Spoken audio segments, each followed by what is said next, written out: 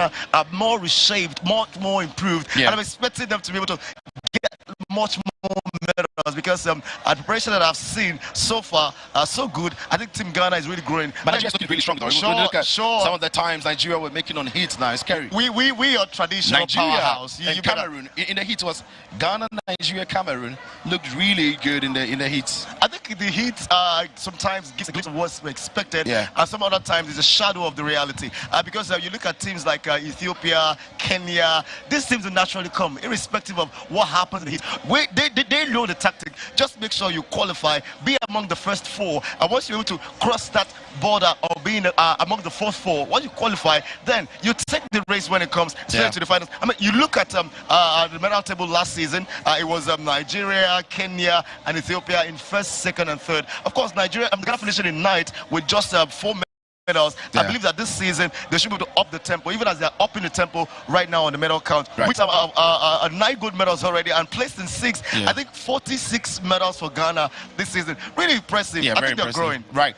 Anyway, so let's look at what the men did. One of the favorites for 100 meters is surely Ghana's Benjamin Azamati, and in his heats though, he actually won his heats, qualified quite comfortably. Look at him in lane 2, breaking no sweat, almost jogging to the finish line after the 15-meter mark, looking across the shoulder to see if anybody was competing. Really, that was just being very confident in his own ability, just getting over the line, winning in the process. It was also very tactical. I mean, look at the way he ran the race. He knew the person he had to contend with was just by his side. He didn't have to break too much of a sweat. He didn't have to stress too much. He didn't have to go for the first. But so look at that. He wrapped up 1 millisecond there. Because he came 10.54, and the Nigeria and Israel Ocon came in 10.55, and so that was really close. It was neck to neck, only separated by a millisecond. You should know Nigeria is coming. I mean, you look at Osunde Ocon, you look at names like Ese Brome. You talk about Toby Amuso, you talk about Chioma, you talk about Blessing, you talk about, there are so many. Yeah, Blessing was impressive. She just flew through her heats to qualify to the semis as well. So yeah, that was a hit for the men. Just a glimpse of what we saw, and we've seen how they've qualified into the semi-final, which is going to be brilliant later on today, right behind us here on the tracks, where they line up to take to the semi-final, qualify into the final. And also, having seen it, the hurdles have been arranged and ready to be contested for the 110 men and women hurdle. It's also very much in place for what is to come. It should be brilliant and fascinating when we get to the tracks again after the morning break for the evening session. Yeah, I think one of the best things to happen to the Confederation of African Athletics is that this season there's been improvement. What I mean improvement, there's been inclusion as well. We are seeing 1,500 meters. We are seeing 3,000 meters steeple chase. We are also seeing half marathon happen, and all of these inclusions naturally give a chance to those who knows that the tactic of endurance, persistency, and resilience. These are the kind of tactics you particularly will have to put in if you want to win it. And of course, to see that it's going to happen here, I'm quite excited because Africa is beginning to do it. And if you realize that this is an Olympic year, it just tells you that Africa is going to bring back much more gold from Paris this September. Absolutely. All right, now let's take a look at shot put, which is also a field event will happen right here at the Legon University of Ghana Stadium, because Pedrich there gets in there. I think he got a very, very wild throw in, spinning away and gets it off his, neck. It was a very good throw from him. Again, it's another sport very popular in athletics, and now that Africa is looking to be very competitive in it, this is the time to start. Africa Games, do it well, get to Paris and compete. 21.08, that was the distance that won it. 2019. Of course, the Nigerian Chukwuebuka Enekwechi did it for Nigeria and of course for Africa. So you expect that he's going to have a lot of competitions this season. So that is how he lines up though. Sorry, I'll come back to you on the point you are making, that Prestigious Frederick there coming up in that place. Mohammed Ahmed also filling in just narrowly in second place, and that is how you see it in the men's decathlon shot puts. The results coming through in the end. We have South Africa, we have Egypt, we have Kenya, we have Algeria ranking in that regard and manner. South Africa really doing very well right there. Of course, see them right on top. It's a sport they are naturally used to. It's a sport that they always compete. They always do very well, even on global stages. So I'm not expecting anything short, but I think it's going to be a contest amongst the West African nations. Look at where Ghana's placed right there in that shot put event. Rightly in second place, and Nigeria is not even a part of that lineup. So it tells you there's still going to be a whole lot that's going to come. Look at that table: 4 nations, and 3 of them are from West Africa, except for South Africa, who are at the top of it. So it's going to be a lot of competition to come, and I'm quite excited because today athletics gets started. The balls is in the air. Everyone is catching the fever. Africa Games even comes alive again. It looks like we're going to be wrapping up this week, but then it looks like we're just getting started. Absolutely. Everybody has said the energy for the today, and as the energy has come, it's been brilliant the way they are going about their job. And meanwhile, then let's take a look at how the programs are lining up today. For the program lineup today, because we've got plenty to come for you to enjoy, and there you have it. Right at the time I say goodbye from you, it is tennis live from the Boteman Sports Complex. Also at 14:30, basketball 3x3 happening also live, and also we've got a track and field coming back to this tracks, to this field at 15:30, and at 19:30 we're back again to give you a wrap up everything that perhaps you missed. And I'm going to be here again with Sean Pablo. And then later tonight it is the semi-final of football where Ghana take on Senegal in women's football. This game, you win this game, you give yourself an opportunity of winning gold or silver, or perhaps also clinching the bronze. So plenty hangs on this one. Plenty of excitement and exciting events coming up later today. Sean, your final words before we run out of here. It is a time for Africa. It's also the time for African women. And for the women's semi-finals, you just want to expect the very best. Even in tennis, where Nigeria's women are really doing very, very exceptionally well. Oyin Oyinola, Cody Barakat, Mary Love, Edwards, and of course the WTA, who is also seated at Adesua Osaboyen. Of course, for me, I believe that this time we should be able to give much more space to the women. We saw what happened when they played at the World Cup, of course, very, very recently, just last year. So it is time for we to be able to empower, encourage, and of course engage our women, especially in sports, especially where we know that they can thrive, and here is where they can thrive. And the very best of luck to every African woman competing here at the African Games. Absolutely. So the very best to all of them competing at African Games. And the fascinating story of the African Game is, for whatever discipline it is, it's made room for women to compete, it's made room for men to compete, and African athletes are getting the opportunity to showcase their talents at the African Games, trying to break the records, trying to make history, trying to get into Paris and compete with the rest of the world. Sean, thank you very much for your time today. We're back again in the evening to give you a wrap of everything that would have happened. You can hear the atmosphere around the athletic ovals, and many people getting ready and cheering up for what is to come when the fields are busy, when the tracks are busy. But for now, there is tennis happening live. So enjoy tennis. It's the African Games. Have a good day.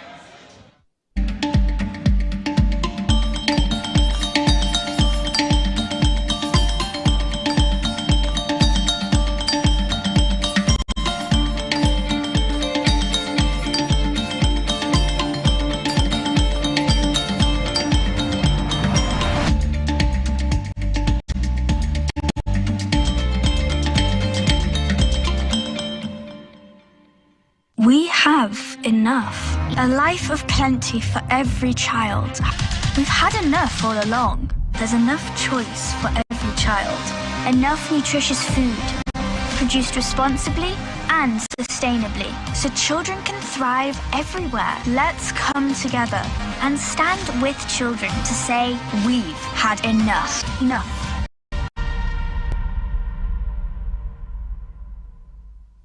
Coca-Cola Zero Sugar. With a new and improved taste. It's delicious and refreshing.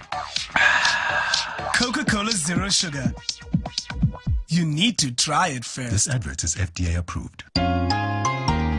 Every child is so unique. You like no other. Outstanding in every way. It's me like no other. So anytime you walk and play. You like no other. You are special like Indomie. It's me like no other. Did you know that every child on the planet has their own unique fingerprint like no other?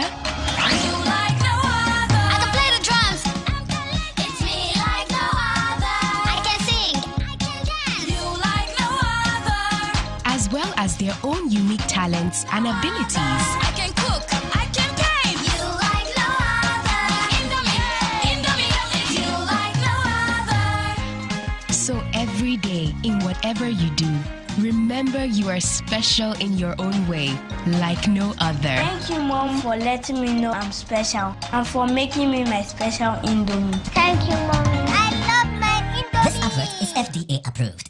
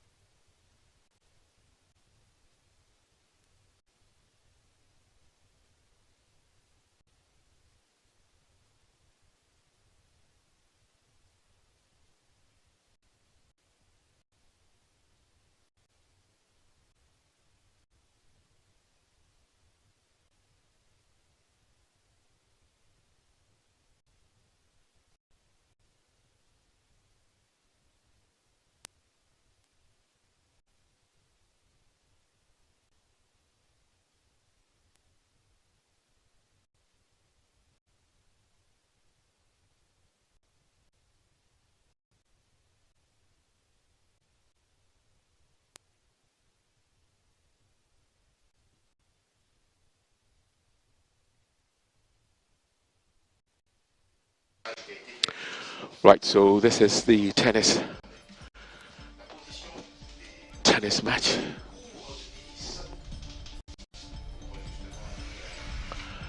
And it will be very, very interesting. Of course, admittedly, these are not necessarily what you'd call the pros. And by pros, I mean the big names, the Coco Gauffs, the Iva Swiatek. But obviously, this is at the African level. And it will be very, very, very, very unique to see how tennis has progressed on the continent.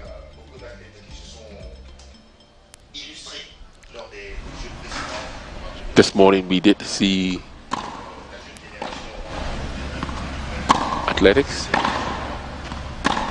and so intriguing to see many of them, people you would otherwise expect to make it to the top of their profession. And maybe, who knows, out of this tournament you could get probably some tennis players graduating to the ranks of the pros. And the match that will be coming up soon will be a lady single match.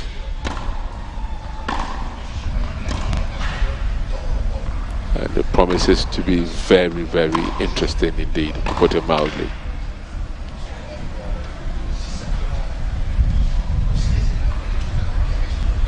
For those of you who were not, or who didn't watch the initial broadcast, the coverage of the athletics started this morning. When you talk about this morning, you're talking about the Ghana time at around 8:30, which was 7:30 in Senegal. It was 9:30 in Nigeria, 10:30 in South Africa, 11:30 in Kenya, and 12:30 in Mauritius and those Indian Ocean islands.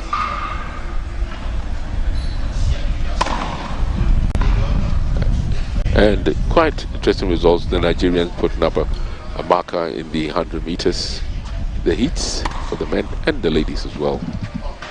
And of course, we do know that when it comes to sprinting, with the recent emergence of Ferdinand Omanyala, it usually and normally being a West African sort of thing, Ghana, the Ivory Coast, and Nigeria, with once in a while one or two people then emerging from various parts of the continent. But it's not a given, but it is known that the sprinters are normally based or are West African of origin. And it doesn't surprise many people, because the argument or the statement has been that whereas the Jamaicans, the Canadians of African descent, the Americans of African descent have been the dominant sprinters over the past 60 years or so, if you search through the history books, you find out that most of those athletes descended from the west part of the continent. And so some believe that it is within their genes. Just as how when it gets to the middle to long distance run, it seems to be, particularly the long distance run, it seems to be something that revolves around Eastern Africa. You talk about Sudan, South Sudan, Eritrea, talk about Kenya, Tanzania, Uganda, Burundi, and Rwanda. And then once in a while a Moroccan like Said Awita will pop up, and then later on an Algerian like Nordin Morsili will pop up. But basically each one has its own. And of course, when it comes to the field events, those ones tend to be dominated by the Southern Africans, particularly the South Africans. And so each part of the continent has its strengths and weaknesses, in quotes. But this is tennis, and you've got to admit that you'll be looking more to the Zimbabwean tennis players as well as the South African tennis players, because tennis is quite an expensive sport in Africa. And if you're not, or if you don't have the wherewithal, then it can be quite tricky sometimes. Very soon we should be starting it. They're warming up and testing themselves.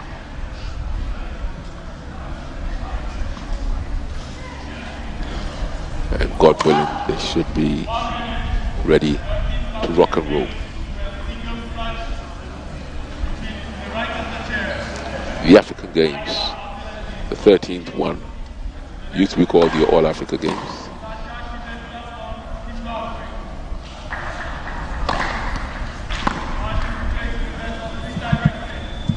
And I wonder if the organizers really have the hawk-eye here, in case there's a dispute over whether the ball landed in the court or landed on the line. And as you know, within the Grand Slam tournaments and the major tournaments in Europe and the Americas and in Australia, and even sometimes in Central America as well, and South America, you do have the hawk-eye system, where decisions are taken and then could be overturned if Hawkeye has a replay for us to see whether the ball landed in the court or didn't land in the court. But at the end of the day, invariably, regardless of what happens, mishaps and things, it's the best player who emerges victorious. And so they've been called to take their seats and get ready for the match. So next time we'll see them on court, it'll be for real points. What we were seeing was just the warm-up.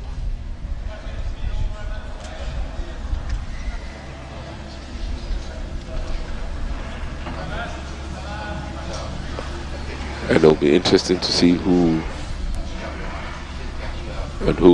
will be doing it themselves, from which country they'll be taking part.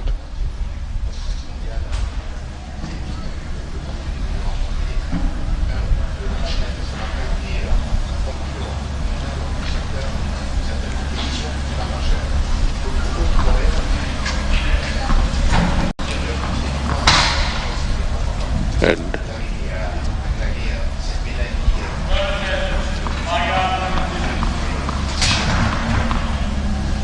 we are ready to start. Both ladies are in place. And here we go.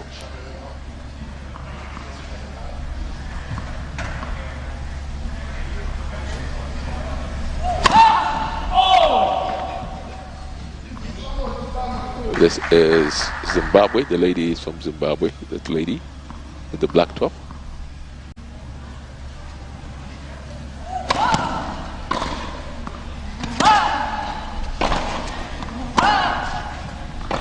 And that's out. So the first point,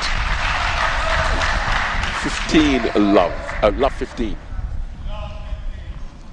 Love 15.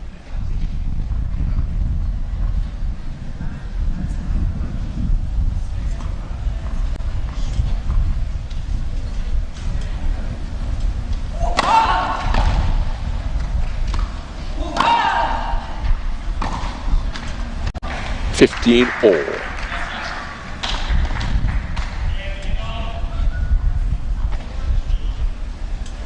And one wonders why she didn't hit it well enough. 15 all.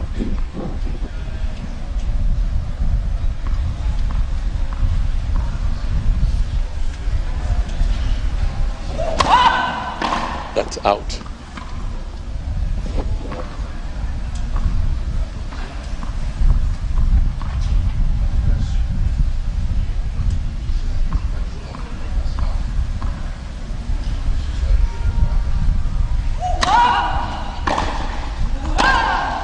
That seemed very close to going out, but that one goes out, so it's 30-15. 30-15.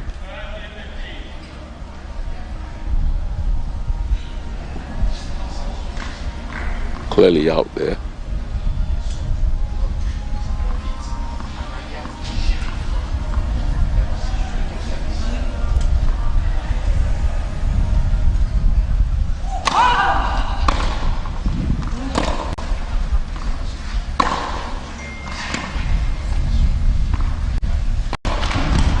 She failed miserably, 40-15.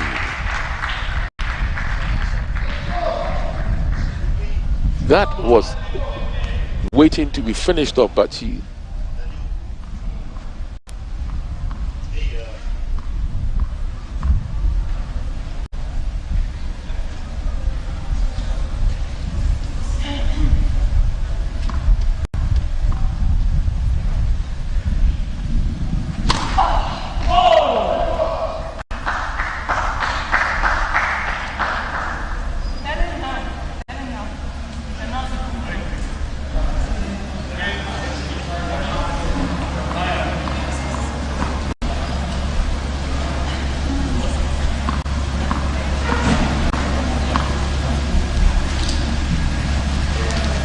so there we go again. Now that's a double fault, so that makes it 40-30. 40-30. This is interesting.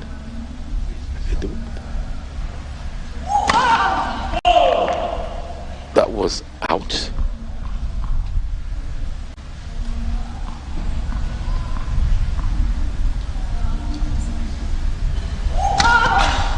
Double fault deuce.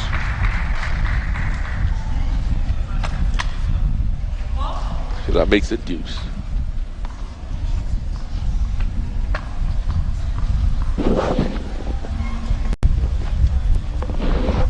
So the Egyptian 7 from 40-15 to deuce. That seemed out. She is really under pressure.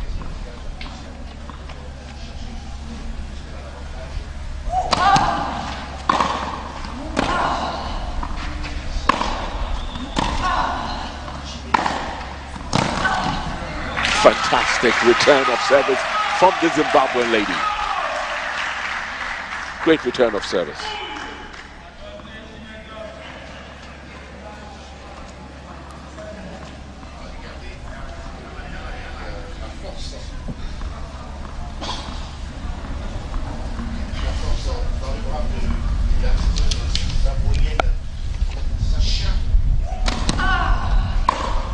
That's out. It's back to deuce.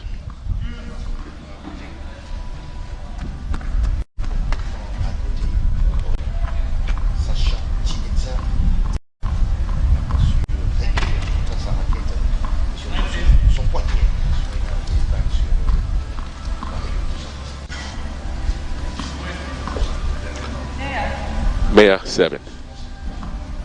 It's back to deuce.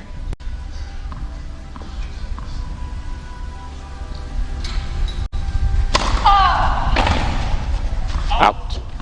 And advantage Mayor. Remember, this is only the first game, and yet we spent a bit of time already.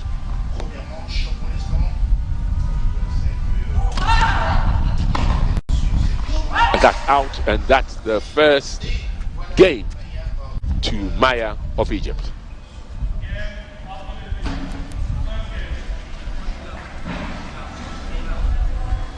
Was that in?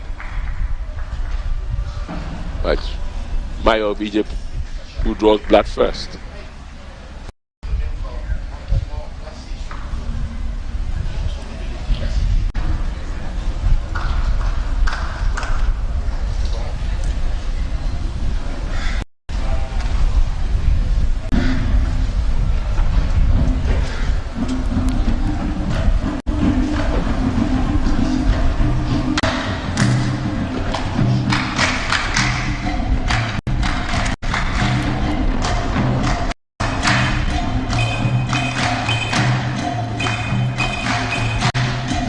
These are some of the highlights.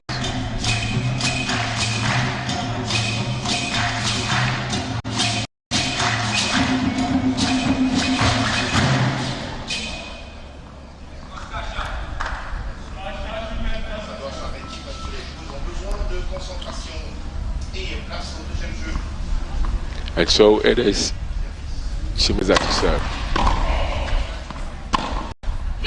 Yeah. Love 15.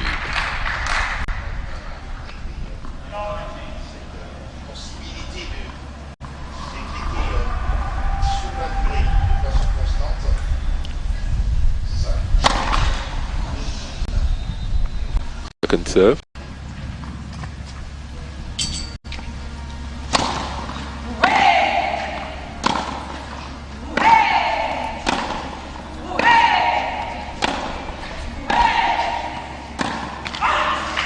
Love 30.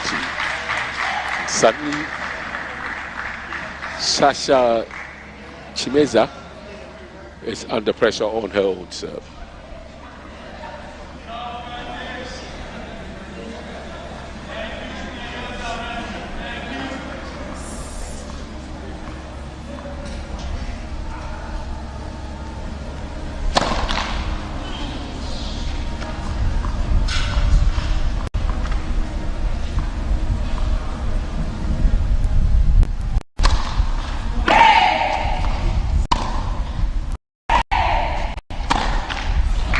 Wow, love 40. 3 break points for the Egyptian Maya. Love 40.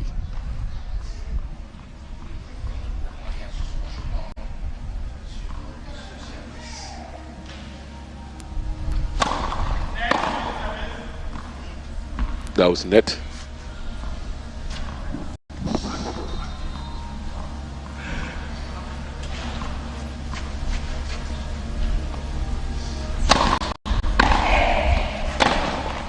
That's game to Maya. 2-love. 2-love to Egypt.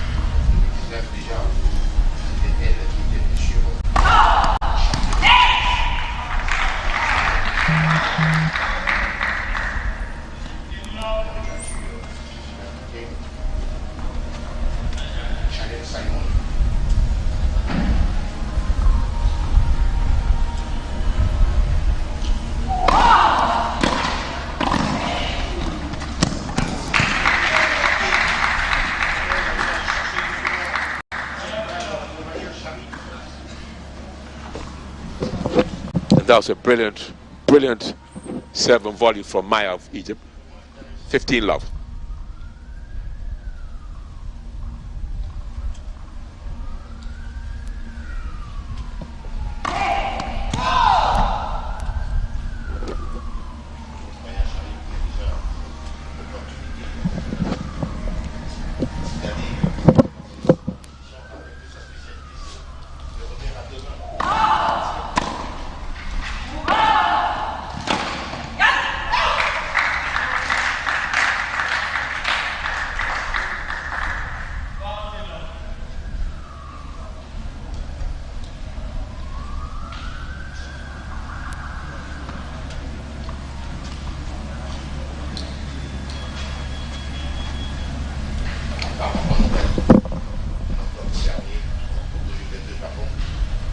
Maya 7. Remember, she won last game to love. So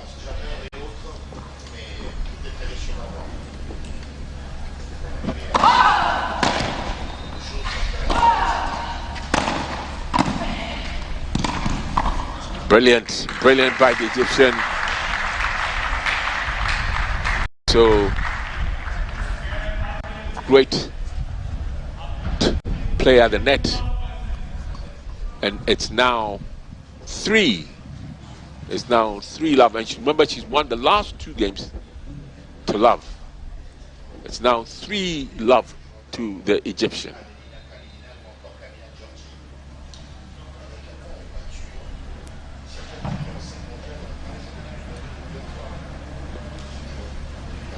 These are some of the highlights.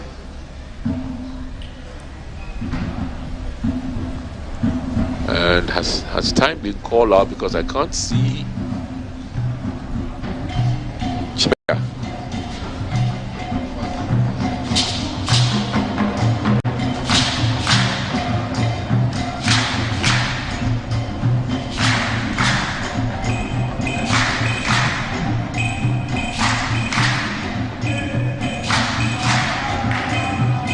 This promises to be one interesting, very, very interesting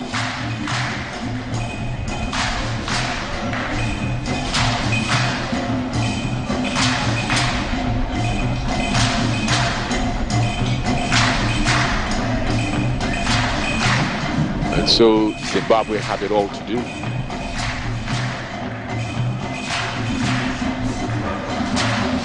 To really, really have it all to do.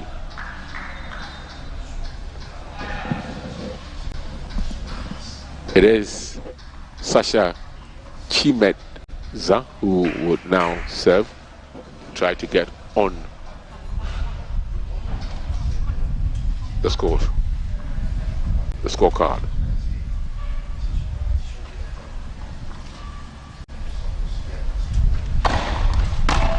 That was out.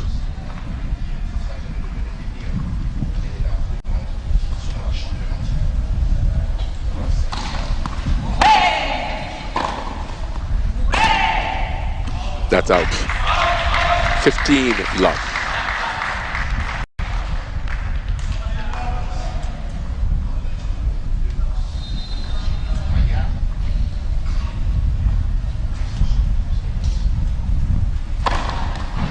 That was out.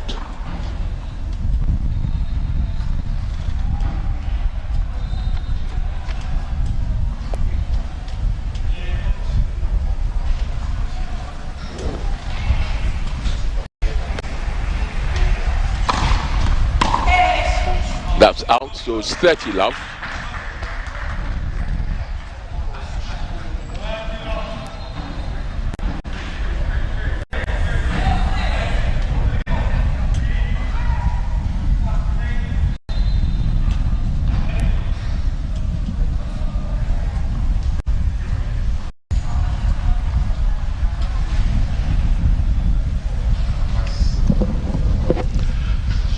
Okay. Chimedza's services are really not going through properly.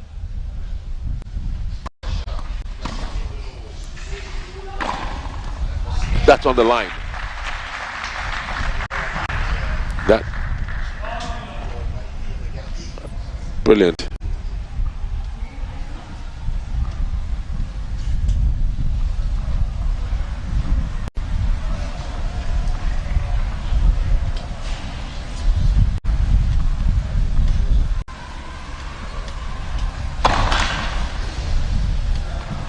That's first serve.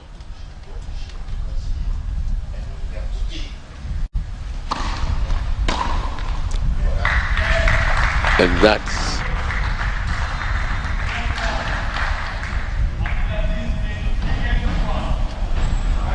that's finally got her on the score sheet. 3-1. 3-1. But Sheriff Maya to serve.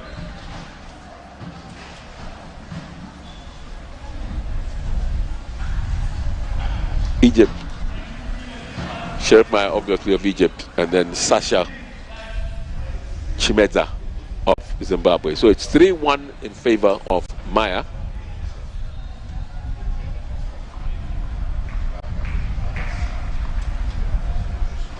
And Maya to serve.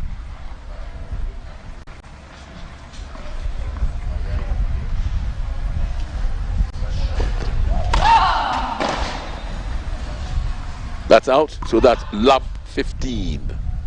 15 love, sorry.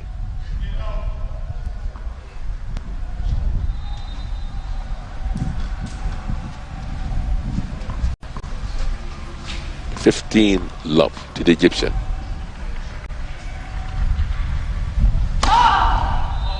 Out.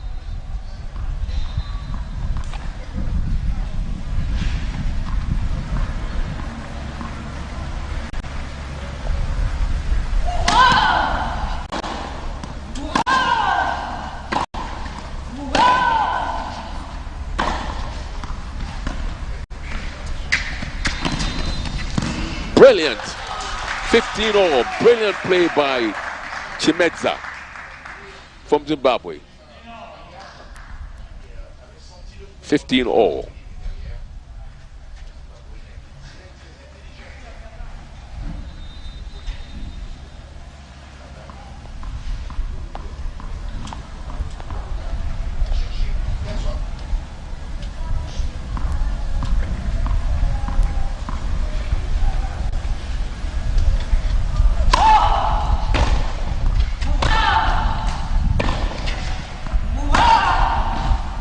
Brilliant. 13-15 to Maya of Egypt. Right in the court.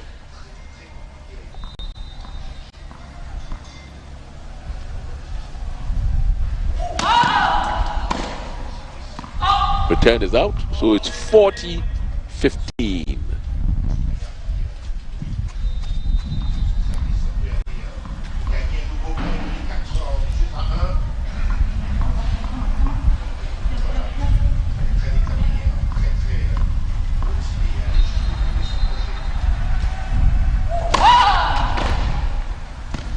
That failed to go, so that's 4-1. 4-1 in favor of Egypt. 4-1, and they will go and take the customary 1-minute break. 4-1 in Egypt's favor.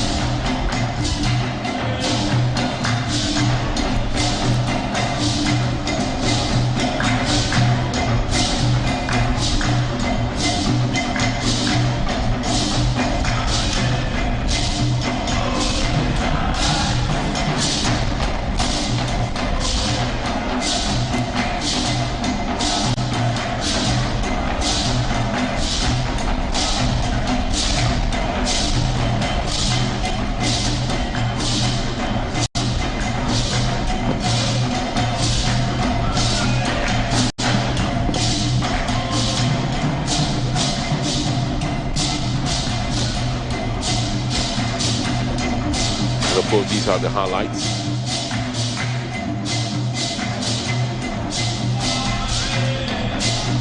There's a 3-point gap.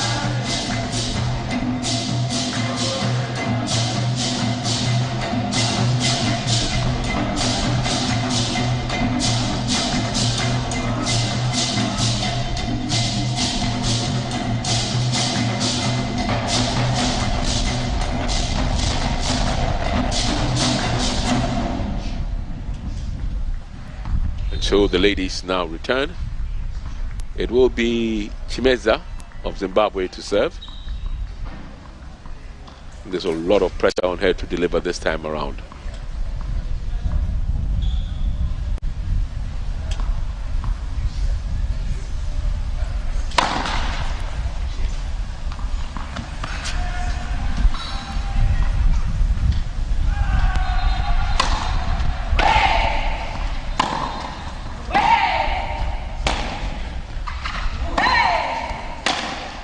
Whoa. Love 15.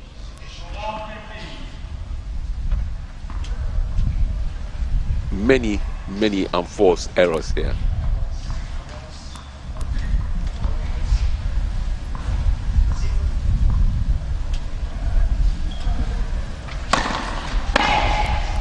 That's out. Second service.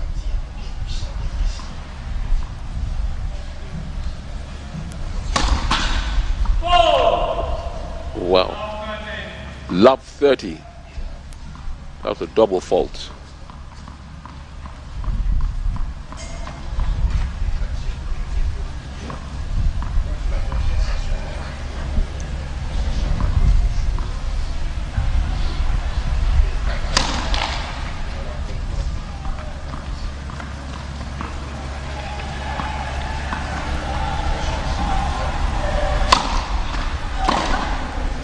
Well, that's yet another unfold. 15-30.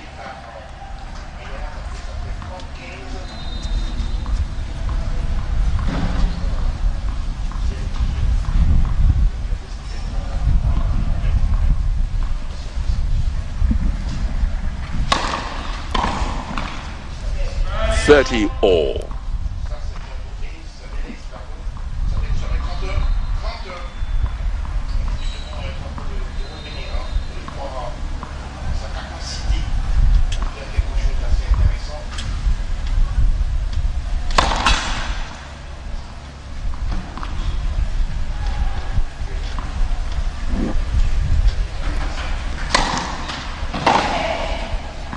That was out. So 40-30. Could she be turning the tide around? Chimeza.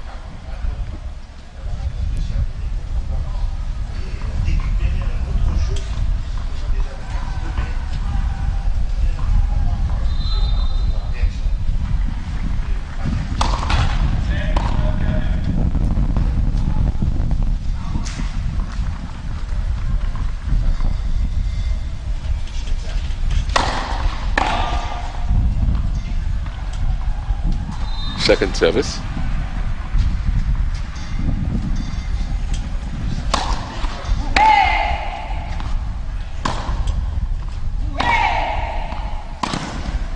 That's out. So it's going to deuce. Deuce now.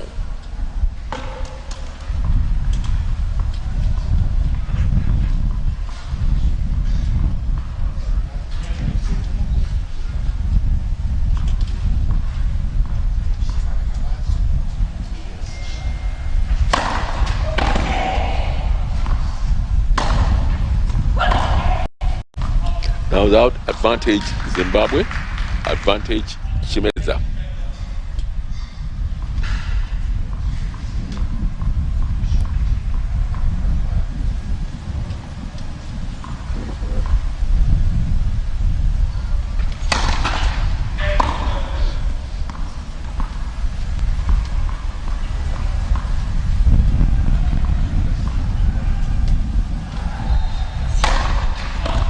Wow.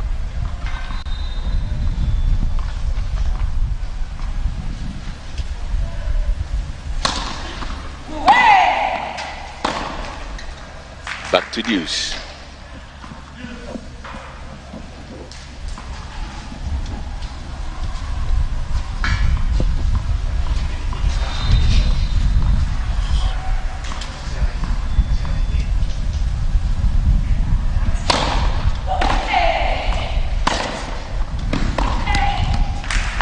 Advantage Chimeza, Zimbabwe.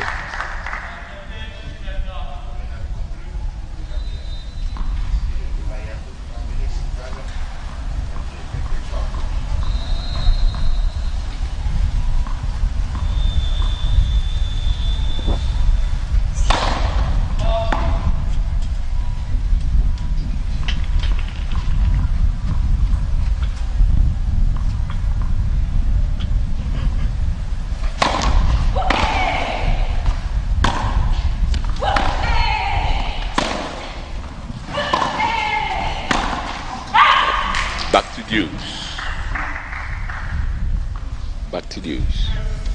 And Chimeza of Zimbabwe seemed to be having a very, very difficult time of winning her service games.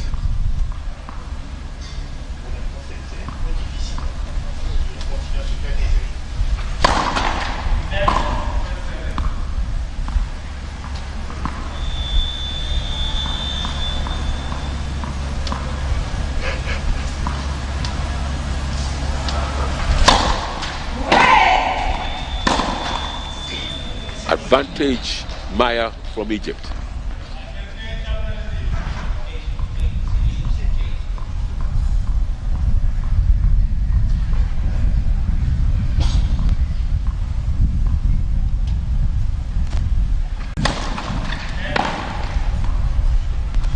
Net, which means the first service will have to come again.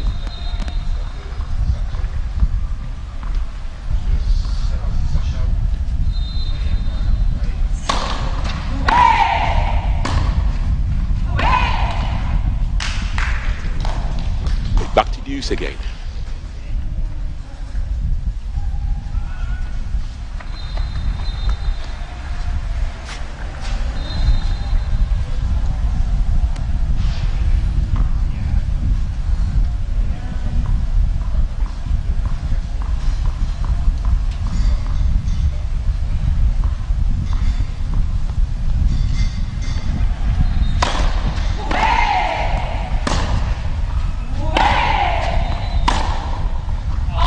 Advantage Maya from Egypt.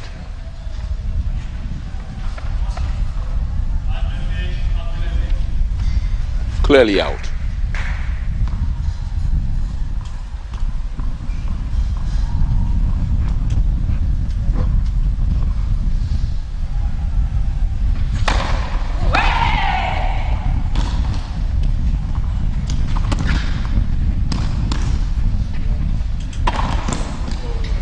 That's it.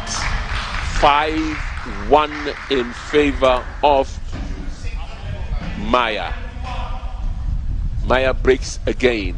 5-1.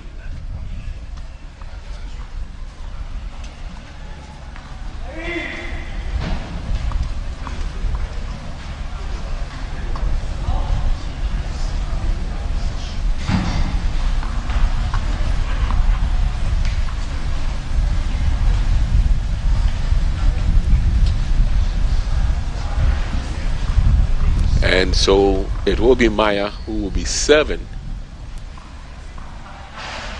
for the first set with a commanding lead of 5-1.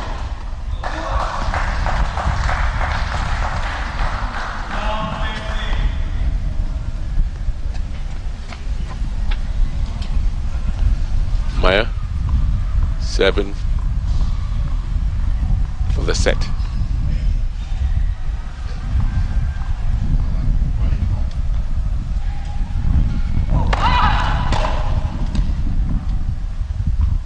That was out.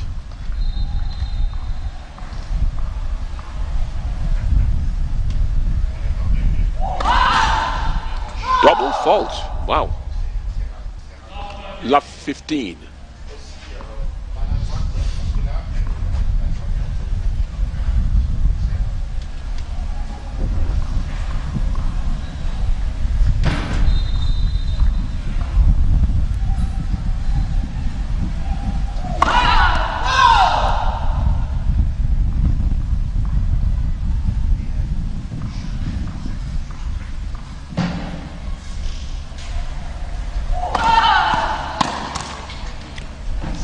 All.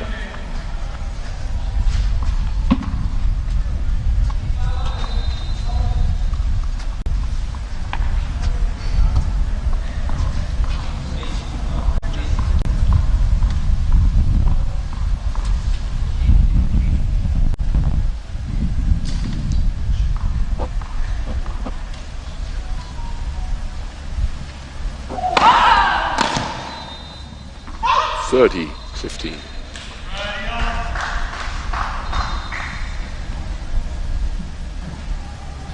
The return was so poor on the part of Chimedza.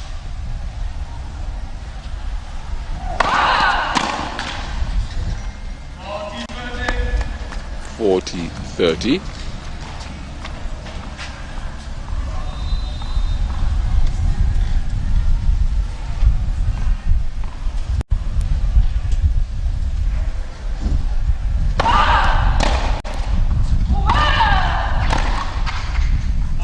And that's it, folks.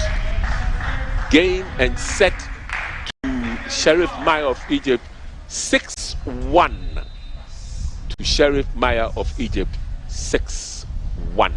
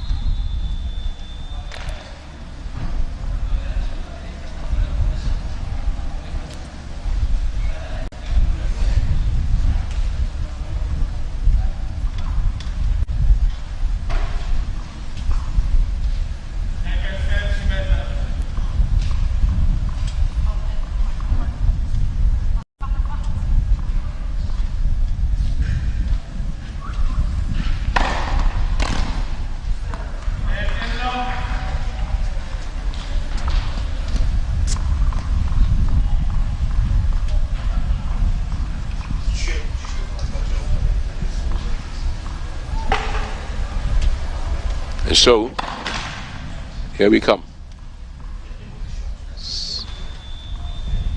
Set number 2. Well, double fault. Wow.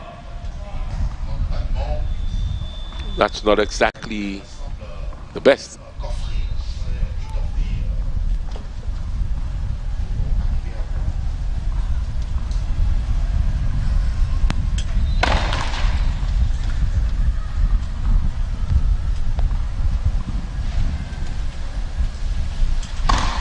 Good. Get it in this time. That's way out. And brings it up to 15-all.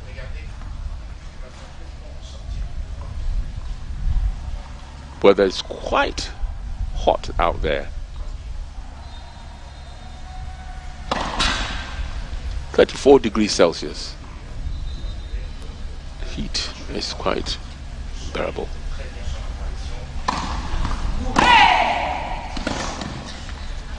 That's 15-30.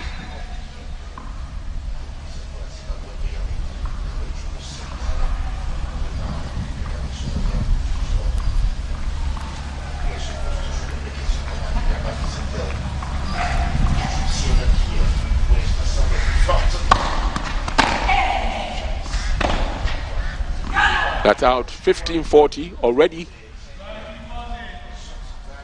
30-40, that's it. Already we are set for a break so early. Remember, the first set was 1-6-1 by the Egyptian Sheriff Maya.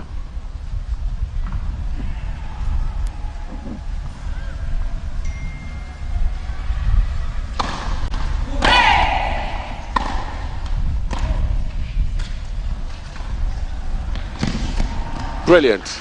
Top spin lob. Deuce.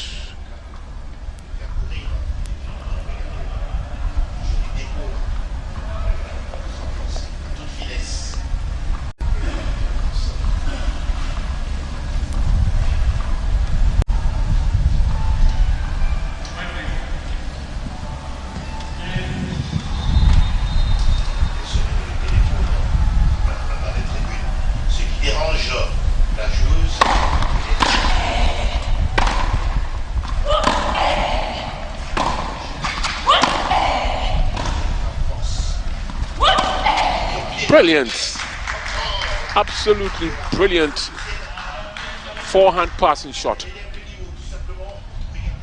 from the Egyptian Sheriff Maya. No answer to it. Reminiscent of what Rafa Nadal does quite a bit when he's on the professional court. Advantage, Maya.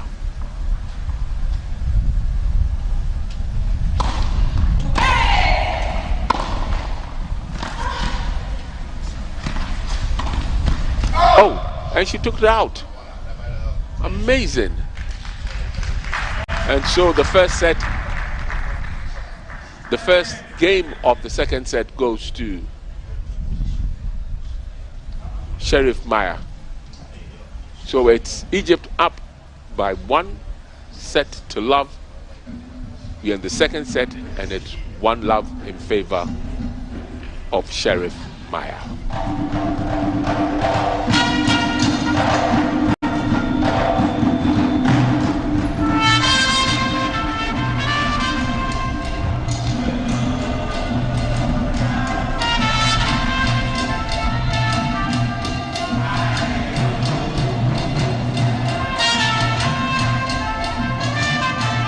Egypt in the second set, 1-0 up. 1-0, 1-0.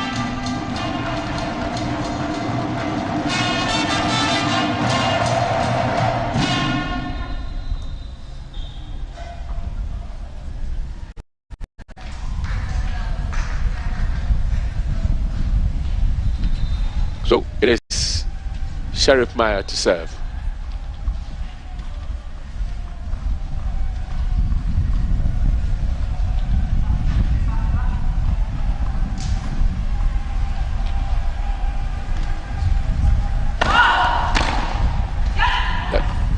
So that's 15 love.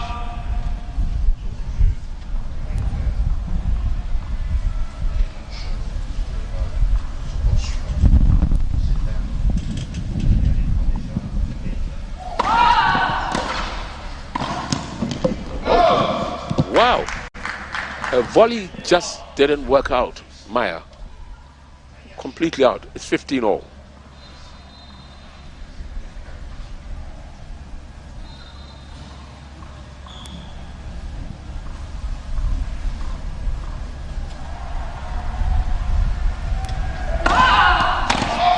That's out.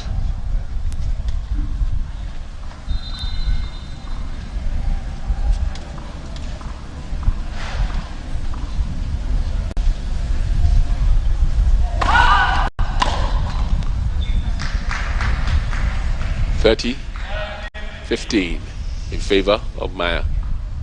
Leads 1 game to love in this second set, and leads 1 set to love in this match.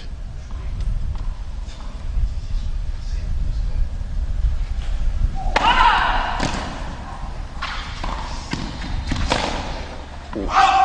40, 15. And she just seems to be running away with it. Maya.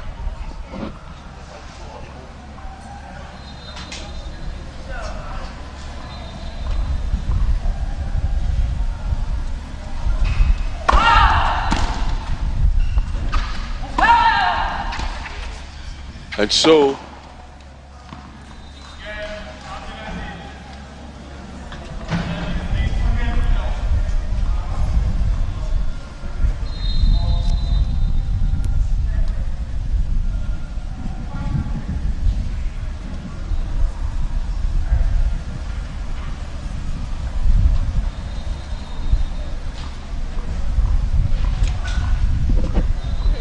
it's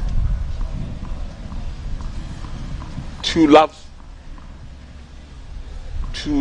in this set to the Egyptians, and it's Chimedza to serve.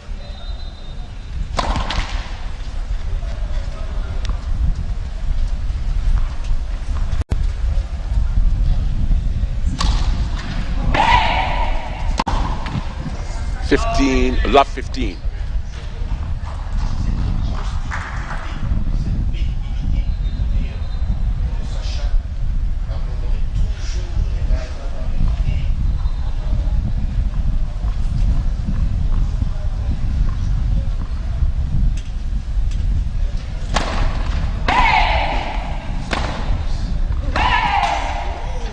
So that's 15 all.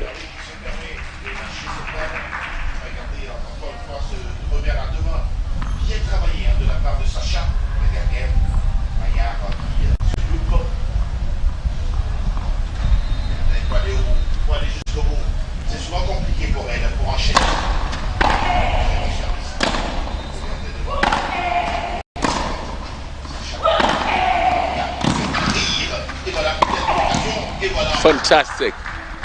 Getting Chimedza all over the court with Maya, and it's 15-30. And obviously with the smash, there was no way Chimedza was going to get near it.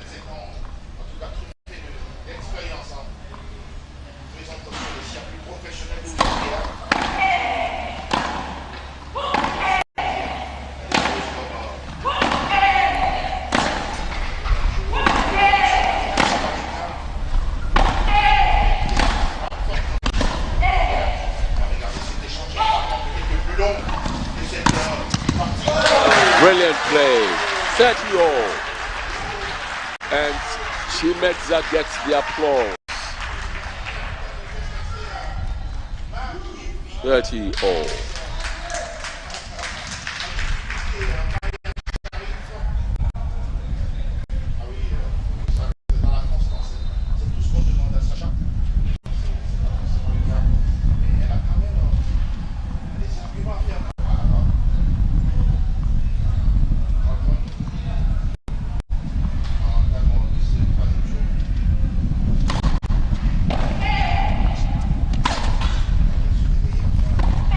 was so unfortunate, and that went in. The bounce on the net made it favorable to Maya of Egypt, and now she's got yet another break point. It's 30-40 on the serve of Sasha Chimedza.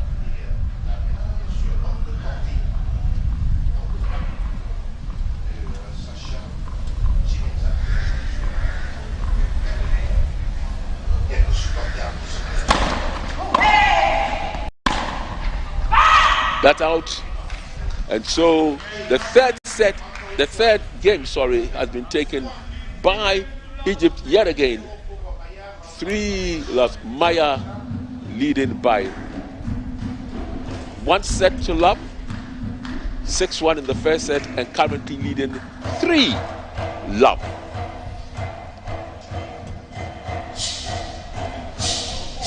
And remember, it's the best of 5. Best of 3.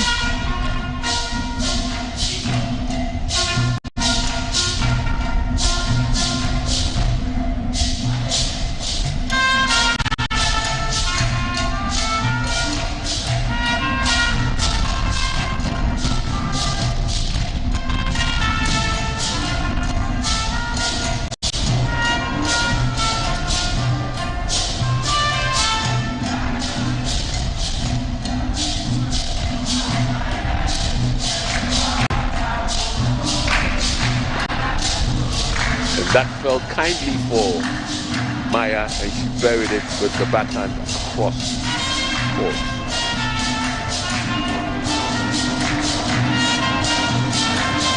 That was the final break out.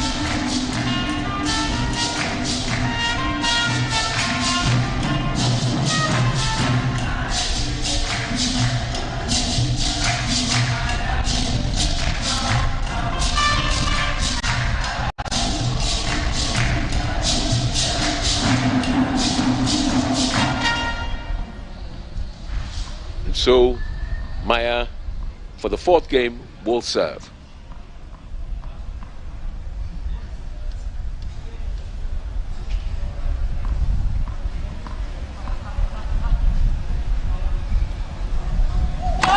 Maya 7.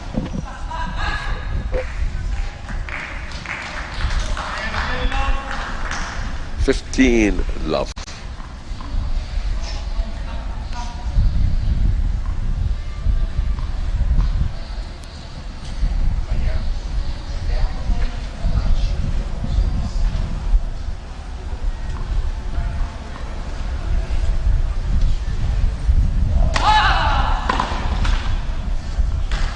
$30-love.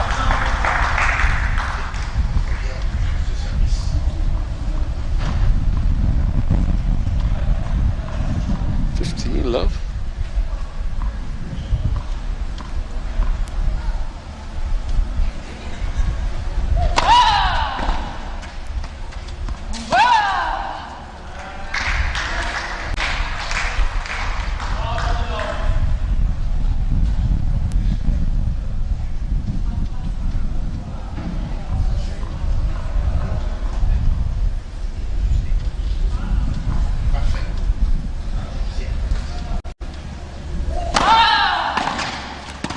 What a return.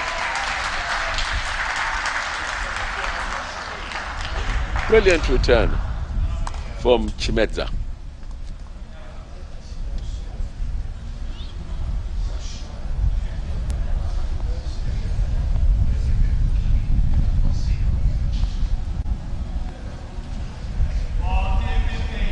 So it's 40-15.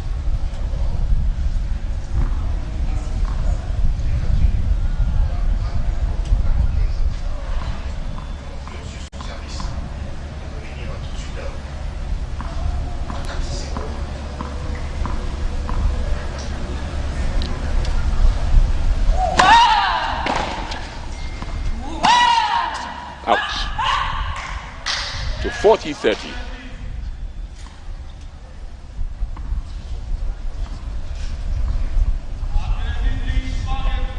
Oh, that was in. Was that in? So it's 4 loves. That was in. 4-love to Egypt.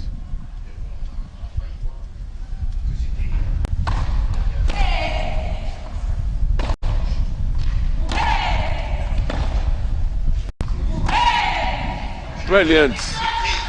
Love 15 sending. Maya has been sending Chimedza all over the court. All over the court.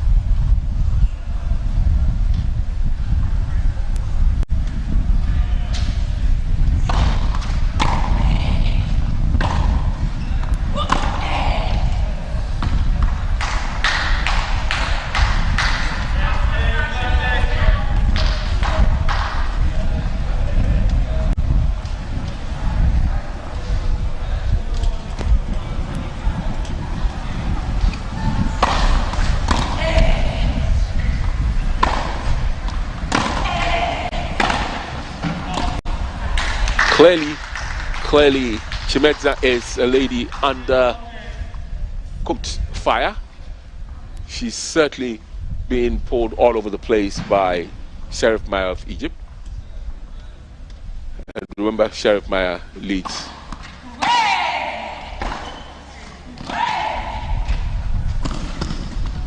And she fails to get it over. These are problematic times for the Zimbabwean.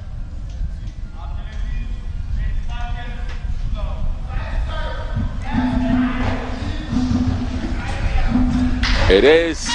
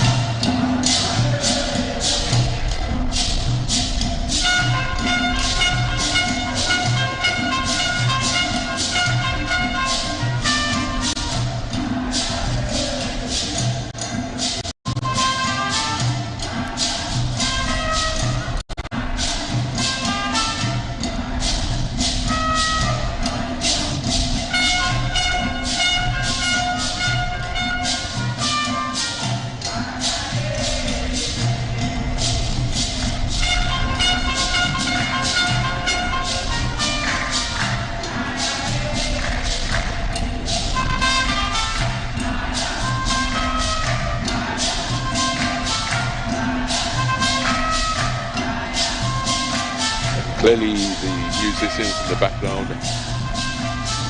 giving a typical rendition of a Ghanaian song. Let's take up the 2 minutes or so that they will rest, and then we'll start all over again. So remember that Maya from Egypt leads by 1 set to love, and is leading by 5 sets to love, 5 games to nothing. Is it 4-1 or is it 5-1? 5-love. I think it's 4-1. We'll certainly let you know.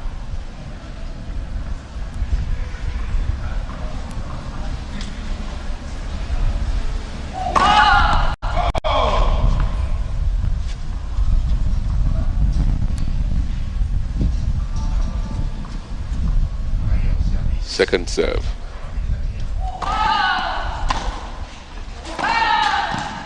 And she puts that return into the net. Love 15.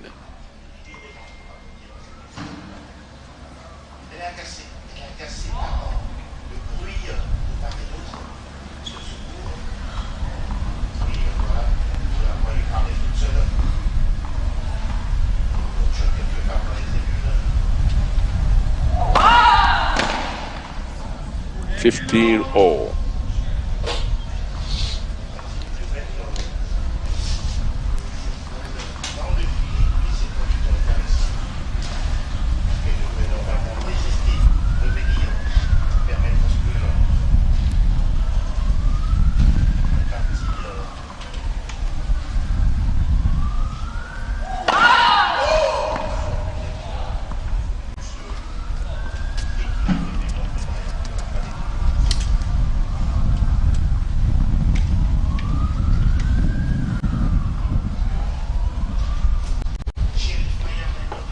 Maya is really in the driving seat, no doubt about that. Well, that was out. That looked like.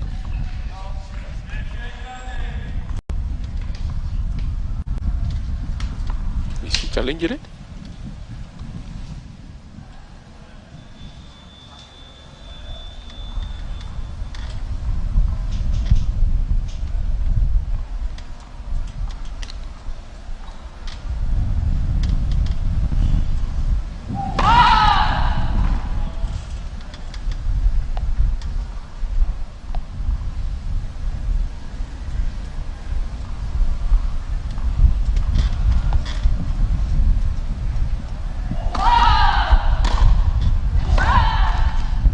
Puts it in the net.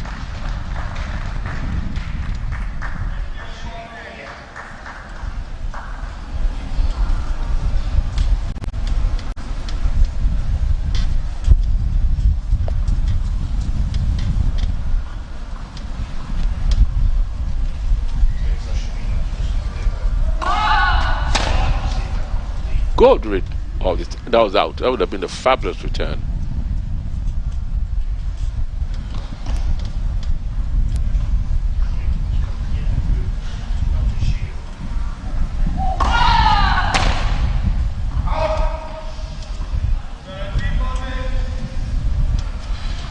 $30-40.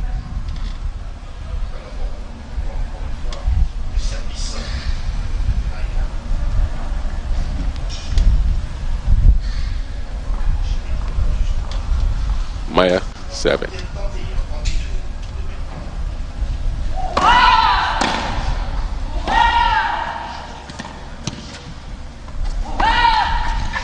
And she puts it, and the first point.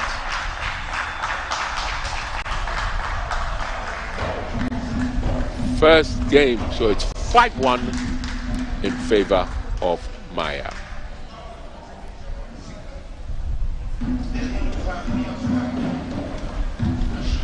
Right, so at this time we will be switching to go over to see Locke Benjamin of Zimbabwe and Isaac Norte of Ghana in the men's single tennis game.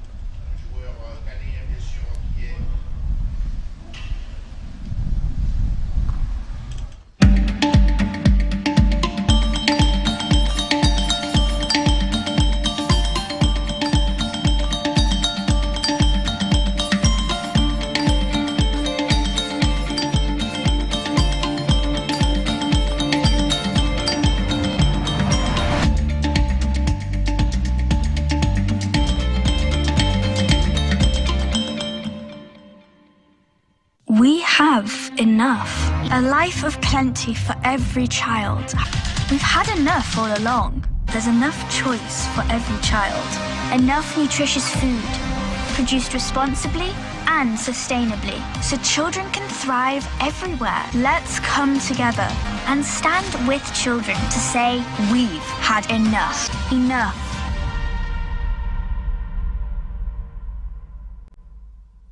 What happened to snacking? Delicious is being denied. Munching has become mindless. To that we say, not on our watch. Messy munches, play dirty. Busy biters, take a moment and intensify. Because when snacking is under attack, we'll be there to fight back. Snack in the name of play. Every child so unique, you like no other. Outstanding in every way. It's me like no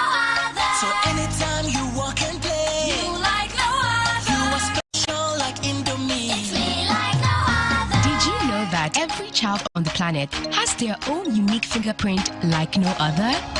You like no other. I can play the drums. It's me like no other. I can sing. I can dance. You like no other. As well as their own unique talents and abilities. I can cook. I can paint. You like no other. Indomie. You like no other. So every day, in whatever you do, remember you are special in your own way, like no other. Thank you, Mom, for letting me know I'm special and for making me my special Indomie. Thank you, Mommy. I love my Indomie. This advert is FDA approved.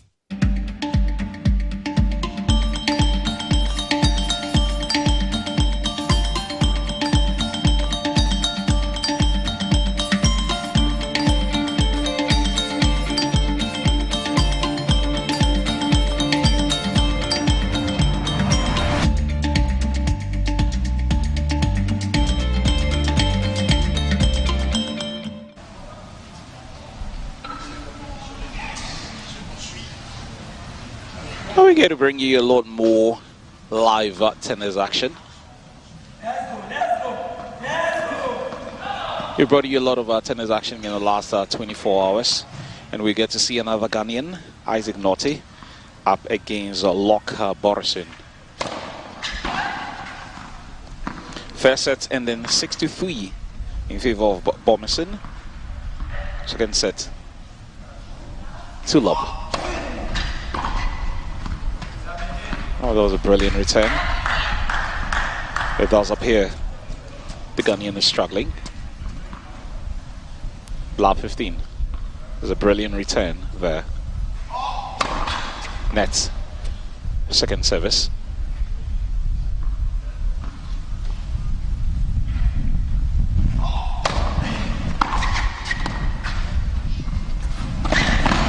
Oh, brilliant. No, that was good from the Ghanaian. 15-0.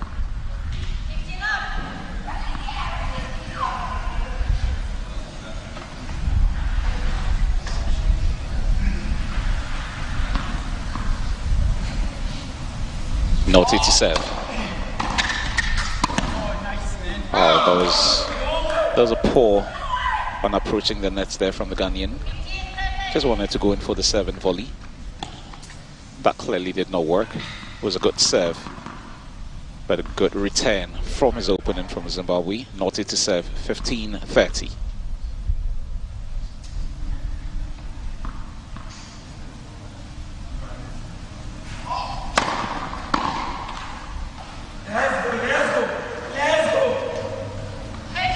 Let's go. Second set.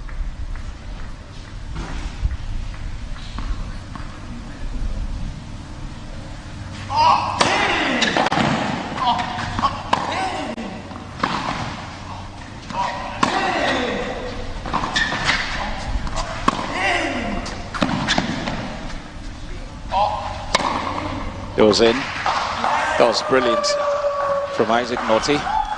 40-30.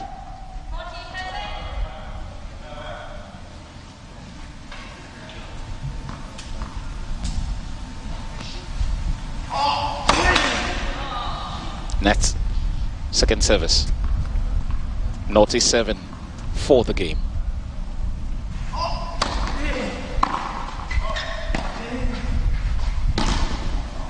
That should go out.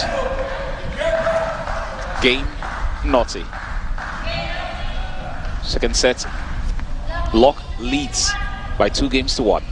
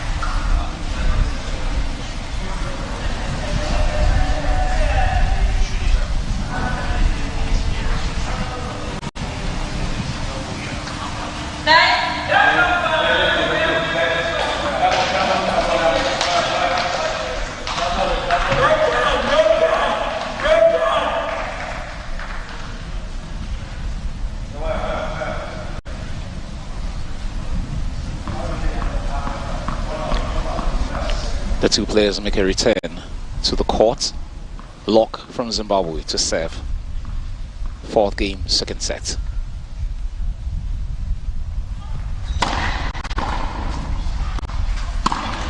Net. Lab 15. Naughty.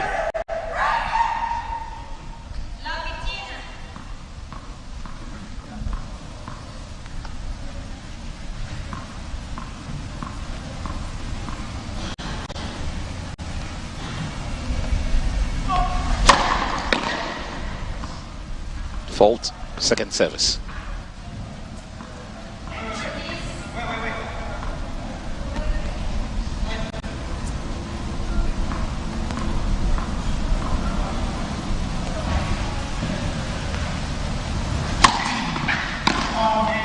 But that was a poor return from the Ghanaian. 15-0.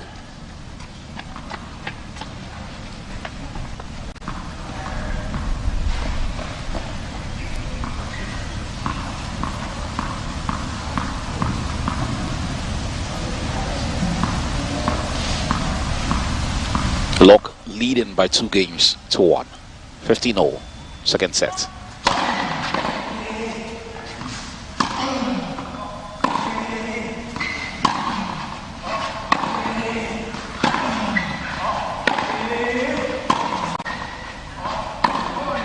Out. 30-15 lock.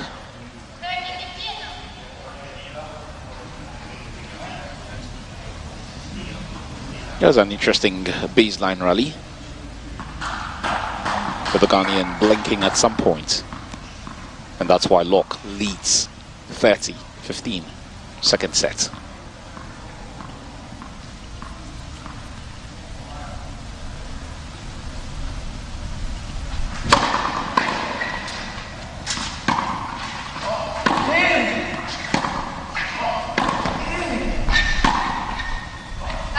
Out. 30-0.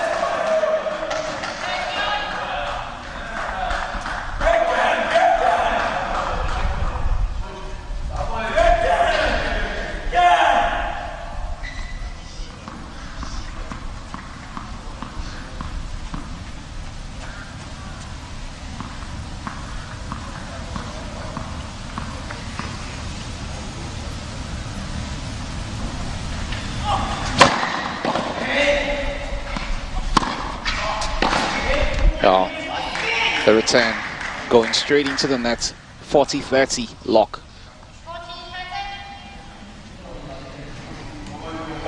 Lock trying to hold on to serve and take a 3-1 lead in the second set, having won the first set by 6 games to 3. Game point, Lock.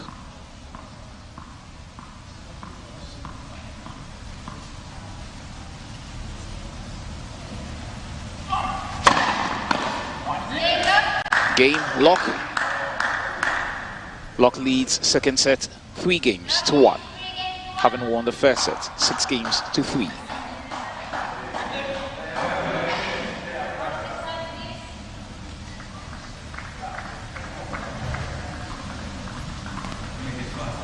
Humid conditions at the facility at Botiman here in Accra. Naughty to serve.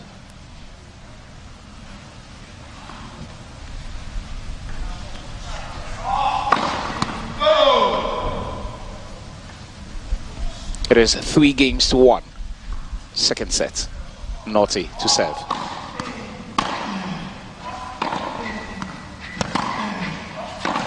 Nets. Lab 15.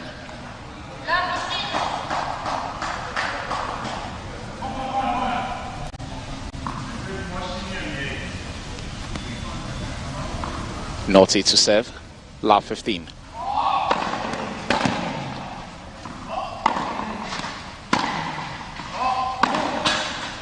Ooh. Oh, that hurts anytime, any day. 15-0.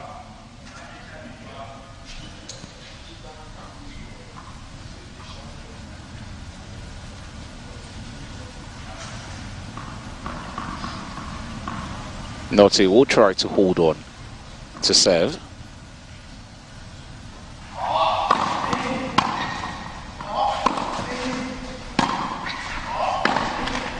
Net.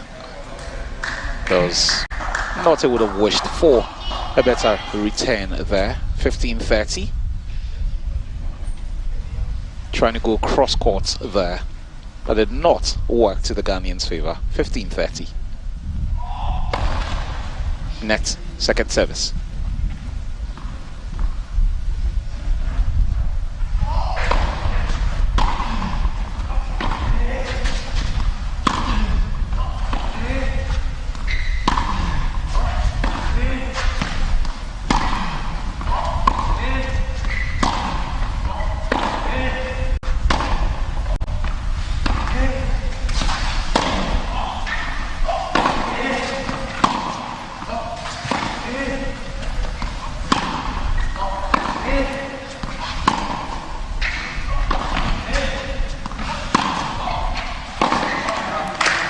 That was a very fine baseline rally there.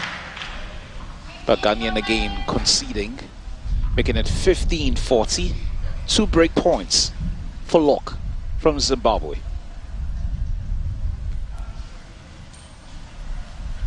Naughty cursing his stars a bit. What he would not want is the game running away from him at this point. 2 break points. Advantage Locke. 1-3 second set. 15-40.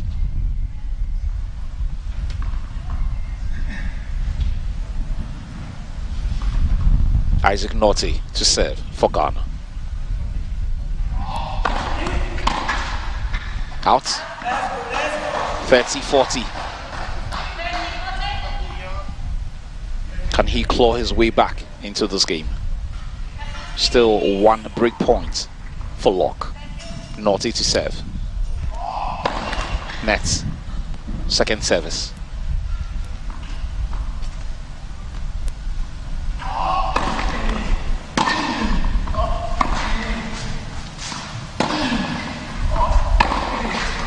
Out. That went out. So game Locke. Locke leads 4-1. That went out. Naughty challenging the call, but the umpire has ruled. There's no video review here at the African Games. So Locke leads by 4-1. Second set.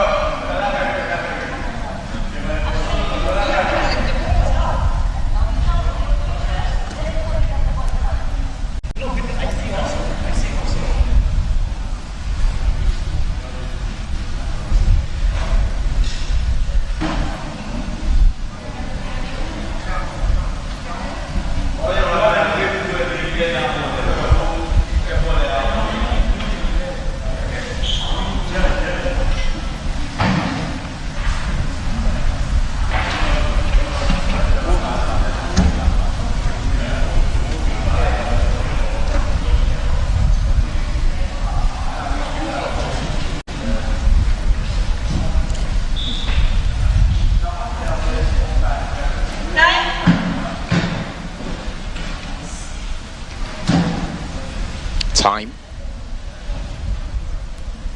The players would be back on court shortly.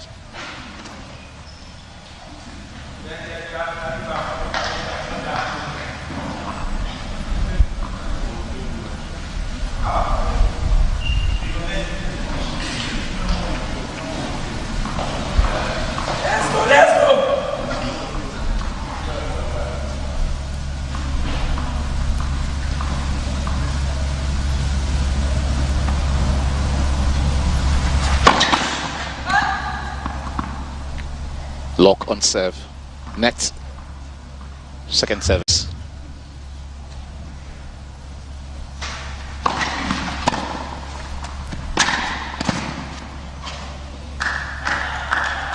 Naughty attacking the net, but to no avail. 15 lob.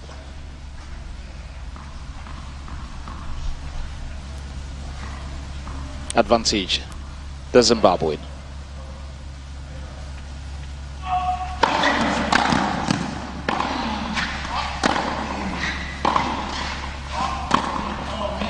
Out.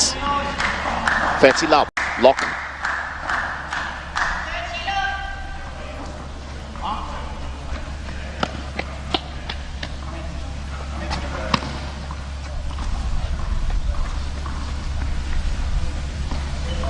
Lock to serve.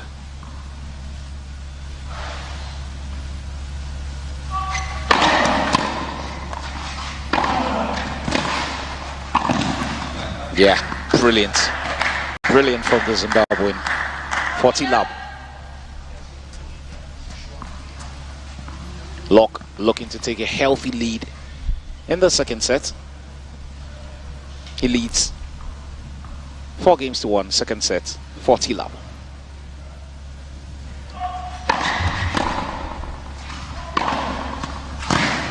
No chance for Naughty there.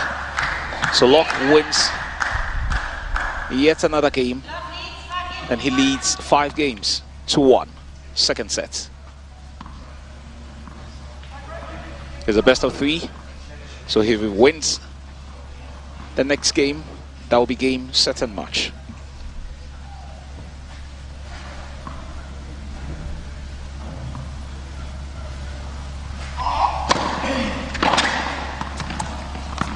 How about that for a return?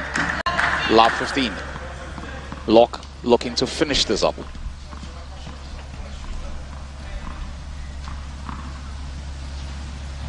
Lap 15, Naughty to serve for Ghana. That should be out. 15-0.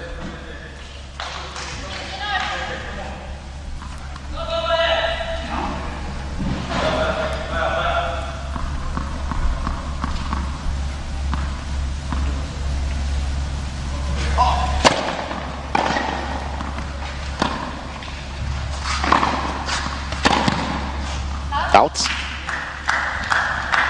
15-30. That went out. 15-30. Next. Second service.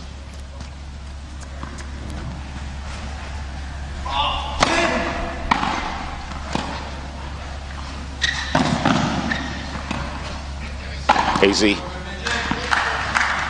A set point and match point now, 15-40. A set point and match points for Lock.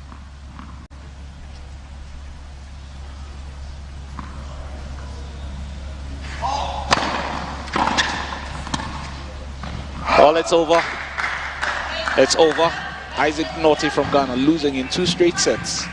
6-3, 6-1 to Lock of Zimbabwe. Thank you for watching. Goodbye.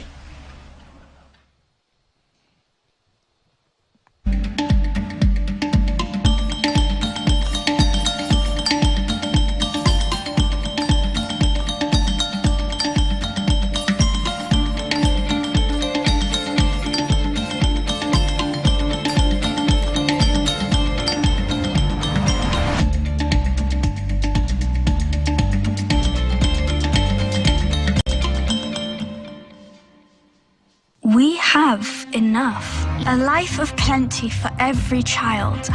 We've had enough all along. There's enough choice for every child.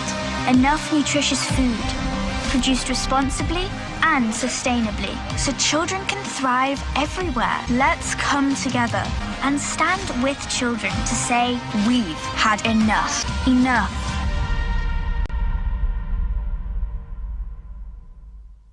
Coca-Cola Zero Sugar.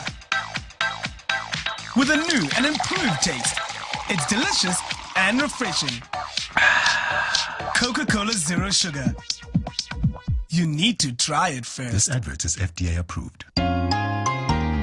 Every child is so unique. You like no other. Outstanding in every way. It's me like no other. So anytime you walk and play, you like no other. You are special like Indo. child on the planet has their own unique fingerprint like no other?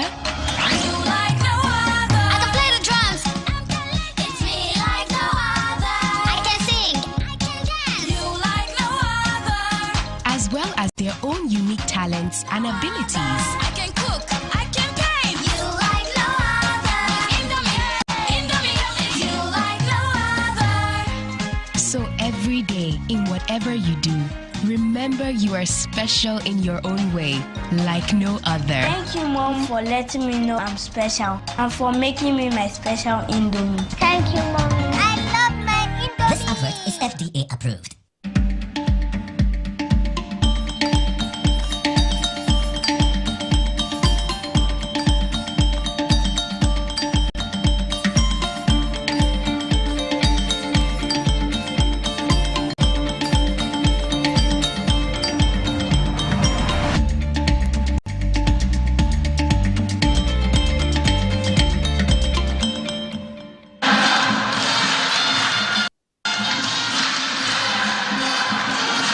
Well, we get to bring you a lot more live action from the African Games 2013. This is women's handball. Ghana in action very shortly. The colors see everything about who is in action. Ghana is going to be up against Burkina Faso. Handball is a sport that is played in 2 hours or 30 minutes each. And I want to believe that there are many out there who would want to see Ghana get a result in this one. First thing is, can Ghana get a result? The last time the Ghanaian team was in action, they lost out to Algeria. And we'll be hoping to turn the tide around with the support of the fans who have made it to the Botiman Sports Complex. The national anthems done. The two teams on court for action very shortly. Is it going to be Ghana or is it going to be Burkina Faso? Their neighbors up north. Team Ghana in yellow, Burkina Faso in their green, red and white strips. This handball woman game just about started. The Burkinabe in charge of possession. And one thing that we've seen those years competition with respect to the handball is the fact that the French-speaking countries appear to be dominating in the sport. Almost all of them have been able to get a result of a sort. That should be a foul. That should be a foul. Advantage Burkina. Looking to move the ball around. Ghana hoping to defend this one. But the Burkinabe look for options, and what a save there from the Ghanaian goalie. What a save, as Ghana look to transit very quickly and look for the options. There was a brilliant save there from the Ghanaian goalkeeper. And that could have been the first goal under a minute. Ghana happy to move the ball around and get into a position where they can take a chance or two. That should be a foul. Yes, rightly so. That should be a foul. Advantage Ghana. First off. Ghana in yellow, Burkinabe in white. Green and red outfit. Ghana looking to penetrate there but losing possession of the ball. And that should be a foul. Is that advantage Ghana? Yes. Remember, the rules are very clear with this one. If you move the ball for more than 3 seconds, or if you hold on to the ball for more than 3 seconds, a foul is called against you. So you notice that they move the ball very quickly, and first goal, Burkina. That was a brilliant finish from the Burkinabe. A very, very fine finish. Well set up and well converted. 1-0, Burkina. Ghana would be hoping to get back into this very quickly. And the thing about handball is that when a team is without possession of the ball, they defend in numbers, making it almost impossible to penetrate. The Ghana are almost getting an equalizer, but brilliant save on the part of the Burkinabe goalkeeper. It's still 1-0 advantage Burkina. They look for a second goal, but that goes out. But it does appear that the ref had already called for a foul. Advantage the Burkina. Is that a penalty? Well, if the foul was conceded, in that circle, then that should be a pen. Yes, that's a pen. So it will be the player against the Ghanaian goalkeeper. The refs ensuring that all set for this penalty to be converted. Oh, well saved. Well saved by the Ghanaian goalkeeper. Well saved. Scoreline remains 1-0. Brilliant save there, Ghanaian goalie. She was in superb form in a game against Algeria, but her performance was not good enough to get Ghana results. Maybe, just maybe, save may count after 60 minutes of action. There's 30 minutes in each half. Ghana looking to penetrate again, and yet again the Burkinabe in a brilliant defensive position. Almost impossible to get through sometimes, but you've got to try and move the ball around and look for an opportunity to score, and that's what Team Ghana is trying to do at the moment. Yes! Oh no! Oh no! That did not go in. That was a chance for Ghana, but that did not go in. The Burkinabes will be relieved by this. It looked more certain that Ghana was going to be scoring from this one, but that has not happened. The game starting on blistering notes. Opportunities at both ends. The Burkinabe looking to score, but that should be a foul. That was a clear obstruction, and that should be a foul advantage, the Burkinabe. They look to restart the game. Ah, that was a good strike, but just off. Just off. It's still the Burkinabe is leading by a goal as Ghana look to start yet another attack.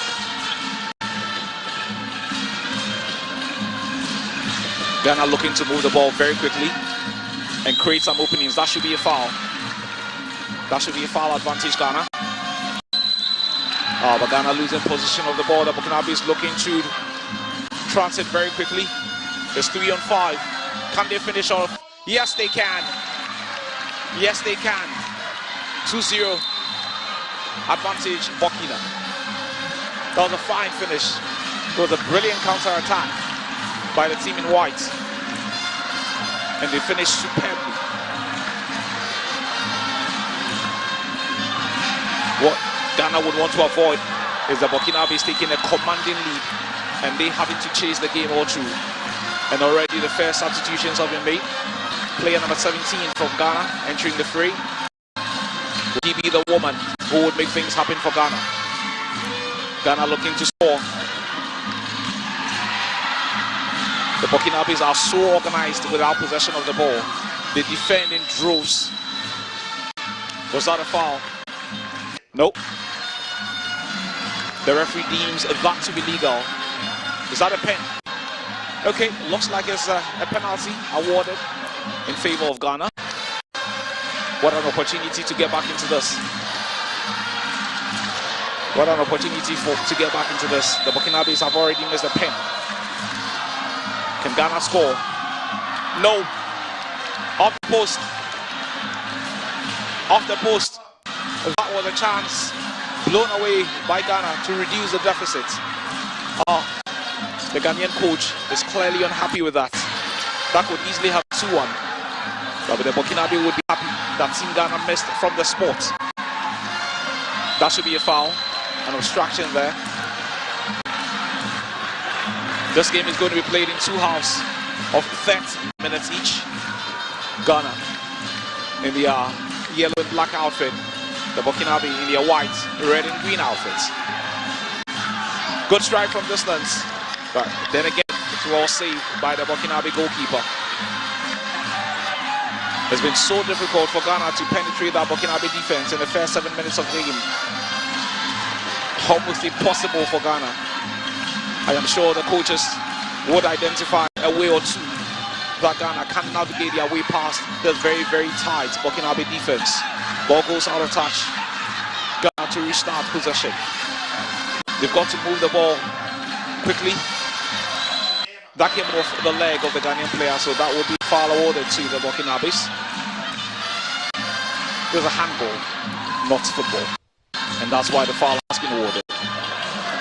Another strike from distance from the Burkinabe, but it looks like the ref has called for a foul. Advantage the away team. Of course, Ghana is a host team for this 13th African Games. That's a foul. Ghana back in in a very good defensive shape. The Burkinabes, you bet, would almost always find a way. It's still 2-0 advantage. The Burkinabes. That should be a foul, yes. Referee calling for a foul. Ref calling for a foul there. Ghana to effect this. 8 minutes.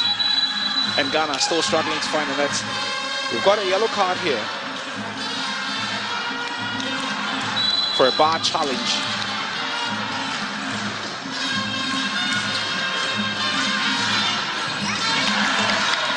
Ghana just can't find a way past this Burkinabe defense. They are so organized.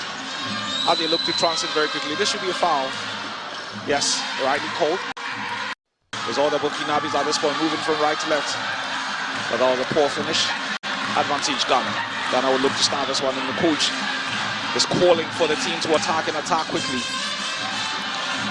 The head coach of Team Ghana knows that this would be a very, very difficult game for the Ghanaian team. When the Burkinabes do not have possession of the ball, the Ghanaians just can't find a way past them. They just can't find a way past them. Ghana happy to move the ball around and buy their time and look for opportunities. Did that go in? No. There's almost 10 minutes and Ghana still yet to score. Absolutely struggling to make an impact, and Burkina Faso is the drag at this point. Whatsoever. Yes. It behoves upon the coaches of the Ghana national team to focus on the weaknesses, hopefully see the gap in between the Burkinabe side, and obviously when it comes to the Burkinabe team, their coaches will be focusing on the weaknesses of the Ghana team. That's the case. So clearly, as it stands right now, 9 minutes and 59 seconds, 10 minutes now gone. Apart from that, there's only one nation in this, and that's Burkina Faso. Well, there you go. Ghana has to find a way, and that's why they have a technical team. For the 10 minutes of action, they surely would have identified a weakness or two in this Burkina team that they can exploit. Question is, even if that has been identified, can Ghana exploit those opportunities? They've got to find a way, anyway, anyhow. And the Ghanaian coach is already gesturing something on the bench to some members of the technical staff. Probably not impressed with Ghana and how they have played so far, but there are still 50 minutes of action. That ball was just not going for Ghana. And sincerely, this is the first match I've seen in which, after the 10th minute mark, one of the nations has still not scored. Yes. Normally you would have it, yes, it could be 4-1, whatever it is, but they still would have scored. But clearly there's something basically for the recently wrong with the Ghanaian team. And the pace of this game, you have to say, has been very, very fast indeed. Ghana looking to live up to the billing, playing in front of their home fans. And the fans serenading the atmosphere with some good local tunes, hoping that would ginger the ladies into action. But so far, it's been 11 minutes of action. No goal to Ghana, 2 to Burkina Faso, 11 and 26 seconds. Again, Ghana happy to move the ball around, but to no avail. Looking for spaces. This could be it. Oh no. Oh no. The Ghanaian bench must be absolutely frustrated by what is happening. They've hit the post twice now. It's just not going according to plan for Ghana at this point. The ball was just not going. Is it turning out to be one of those days at the office where nothing just seems to work? At this point, that looks pretty much like the case. It does appear that no matter what Ghana does, that ball will just not end up at the back of the net. The Burkinabe is looking to score a third, but that goes out of touch. Ghana would look to restart this one. Finally. How many minutes did it take? 1 minute and 27 seconds. Finally. Ghana on target. Finally. Ghana on target there. And you can see the relief on the bench of Team Ghana and for the fans as well. when you go 12 minutes without scoring. And just like Carl said, I'm not too sure we brought you any game. And right away, the Burkinabes respond with a goal for themselves. So it's still a 2-point lead in the first 12 minutes of the game. It had to take 12 minutes before Team Ghana did find targets. The Burkinabes quickly restoring that 2-goal advantage. Well, it's still a long way to go. A foul being called there. The Ghanaian player was clearly obstructed. Foul advantage Ghana. Looking to start quickly, but yet another foul. Is it advantage Ghana or advantage Burkina? The Ghanaian player is on the turf. Does he need some medical attention? Well, she's up. She's all right. The Burkinabes make a substitution of their own. This game is played at a very, very fast pace. So you can make as many substitutions as you want. Moving up and down the court. This could be a chance, yes. Yes. 3-2, Burkina. At least Ghana reduces the deficit by 1. We have a game now. Almost halfway through the first period. Burkina Faso leading by 3-2. Oh, brilliant save there from the Ghanaian goalkeeper, denying the Burkinabe a 4th goal. The Ghana goalkeeper denying the Burkinabe the 4th goal there. Is this the moment Ghana tie the game? There's a 3-2 Ghana on offense. Is this the moment they tie the game? Again, another. No, that was not an obstruction. The Ghanaian definitely carried by holding on to the ball for more than 3 seconds. You cannot hold on to the ball for more than 3 seconds. The rules are clear. Unless you bounce. You're bouncing it. Yeah, that's all of it. Did that go out? Looks like it did. So Ghana would look to restart this one. It's 3-2 advantage Burkina. And just in case you're joining us, is our coverage of the 13th African Games from the Borteyman Sports Complex here in Accra. It's women's handball. This will be a chance. Yes, it is. 3-0. Wow. 3-0 now. It's a turnover. 3-3. Oh, it's 3-2 rather. It's 3-0 at this point.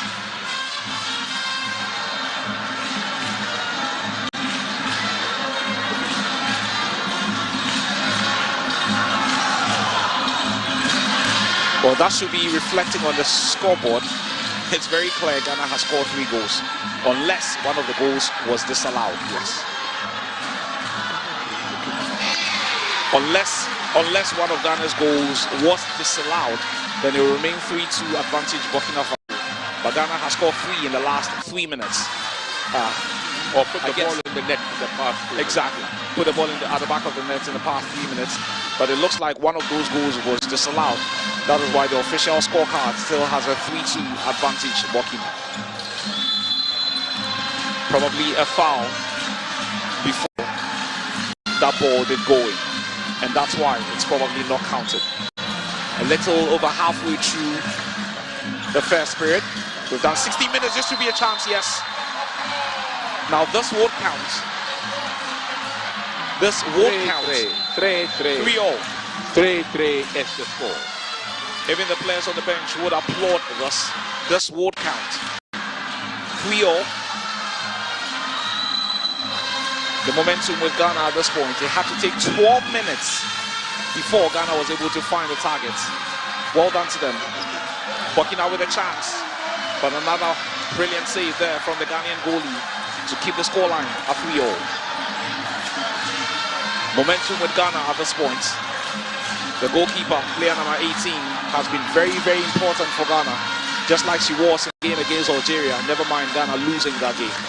She made a string of saves and would hope to make a string of saves. That should give Ghana a result in this one. Ghana looking for an avenue. Oh yes, another save there from the Burkinabe goalkeeper. She's really on form in this game. She's made a number of saves already.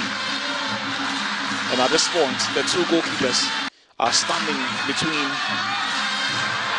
victory for their opposing teams and themselves. It's women's handball. Ghana versus Burkina Faso. First out, strike from distance. You can see how the power in that ball, really got to the Ghanaian goalkeeper. Even after the save, you could see her going back. That was a lot of power in that strike from the Burkinabe player. Again, Ghana happy to move the ball around with pushing. This will be a chance. Is that a pen? Is that a pen? Or just a foul will be awarded? Looks like a foul has been awarded. 3-all. There's a movement of the players that would really matter at this point. It does appear that the Burkinabes are able to anticipate every move. Yes! For the first time in this game, Ghana take the lead and it's timeout. Just when Ghana scores to take the lead by 4 goals to 3, the Burkinabes take a timeout. Rightly so. There's absolutely no doubt. The goals came in the 7th, the 10th, and the 14th minute for Ghana. And it's clear, isn't it, that there is a need. There is certainly a need for a timeout. Break the momentum, prevent the opposition from gathering pace and speed. And that's exactly what the Burkina Faso coach has done. And he's a wily guy. He knows what it's about. So it could easily turn the game in their favor. Ghana leading by 4-3. There's timeout at this point. An opportunity to pass on a word or two from the technical team.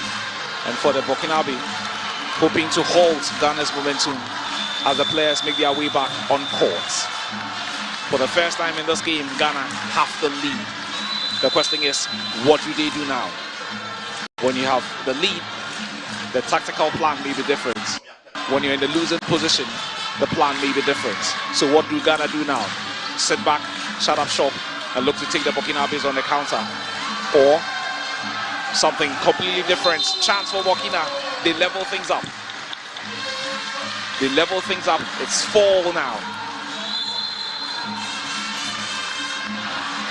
This game is far from over, and we are still only in the first 45 minutes. This game, trust me, is far from over. Ghana, again, happy to move the ball around and look for an avenue. Look for an avenue to punish their opponents. Ghana steal possession from the Burkinabe. What can they do? This should be it. Yes. The Ghanaian team on fire at this point.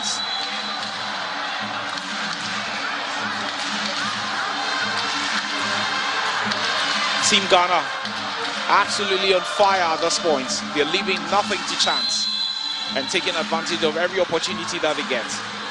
They need that.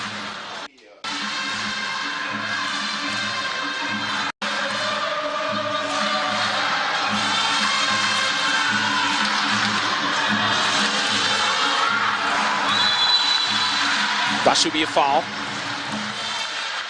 The referee issuing out some stern warnings to the Ghanaian defense. You can tackle, but you've got to be right with your tackles. Ghana looking to break. Ghana looking to break. It's 3. Oh no! Oh no! That was easy to score. That's a miss. Well, it seems so, but it certainly wasn't, because she didn't score. This is what they will say. Fire is so wet. Certainly fire. Explosive game going on. Very, very competitive end of the Ghana and Burkina Faso. It was 3 Ghanaian players against only the Burkinabe goalkeeper. How they have let that opportunity go, I'm struggling to comprehend. That was a very, very good chance to take a 6-4 lead.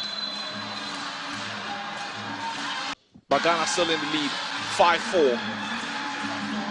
First half is being played at a frenetic pace. The ladies from both sides giving it absolutely everything. This could be a chance. But the Ghanaian goalie again to the rescue.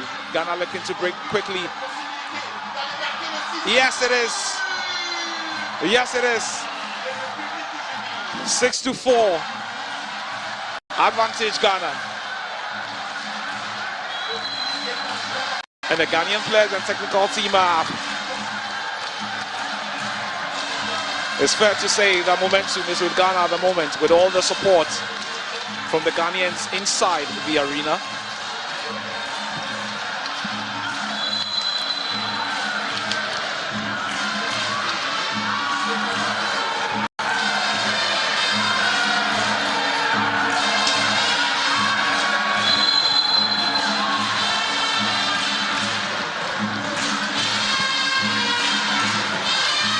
An infringement awarded the Burkinabe.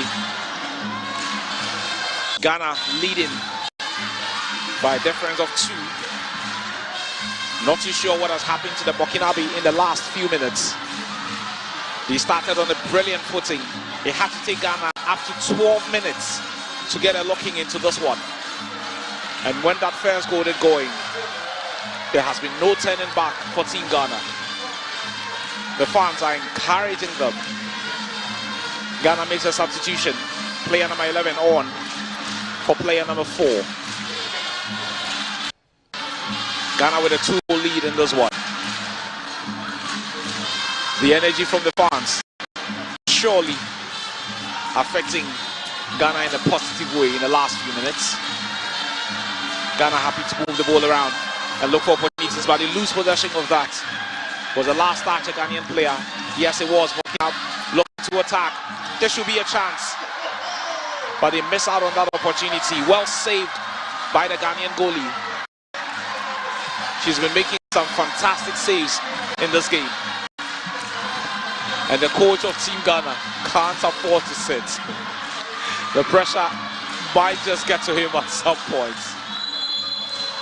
You can feel the nervousness. Has that counted? Or that was a foul? I heard a whistle. Just before, yeah. It is going, but I'm sure we'll be able to check up on the score. We would wait for an official confirmation whether that was allowed to stand or otherwise. That should be a foul, yes. That should be a foul. And organizing defense. Another save. Another save by the Ghanaian goalkeeper. What an afternoon she's having. What an afternoon she's having, the Ghanaian goalkeeper. She's making save after save after save. Save after save after save by the Ghanaian goalkeeper.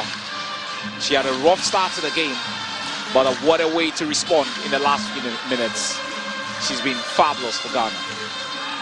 Could this be goal number 7 for Ghana? But Ghana losing possession there, but quickly regaining possession.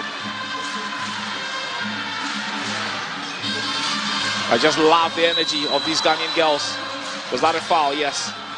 So even if that had gone in, it would not have counted. That's a foul there. Advantage Ghana. It's all Ghana at this point. Could this be another goal for Ghana? No.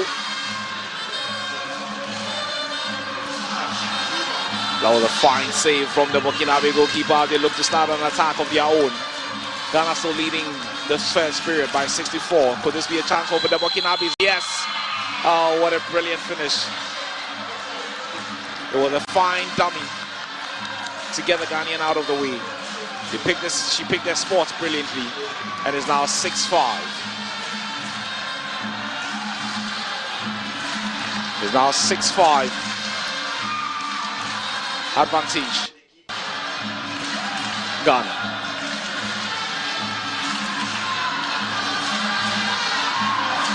Was that a steal from the Burkinabes? No. The ref whistling for a foul. Advantage Ghana. What will Ghana do with this? They keep moving the ball around. Again, looking for an opening. The ref stopping the game for something. Is it a change of balls? Okay. And Ghana also forced into a substitution there. A change of balls. Player number 7 is on for Team Ghana.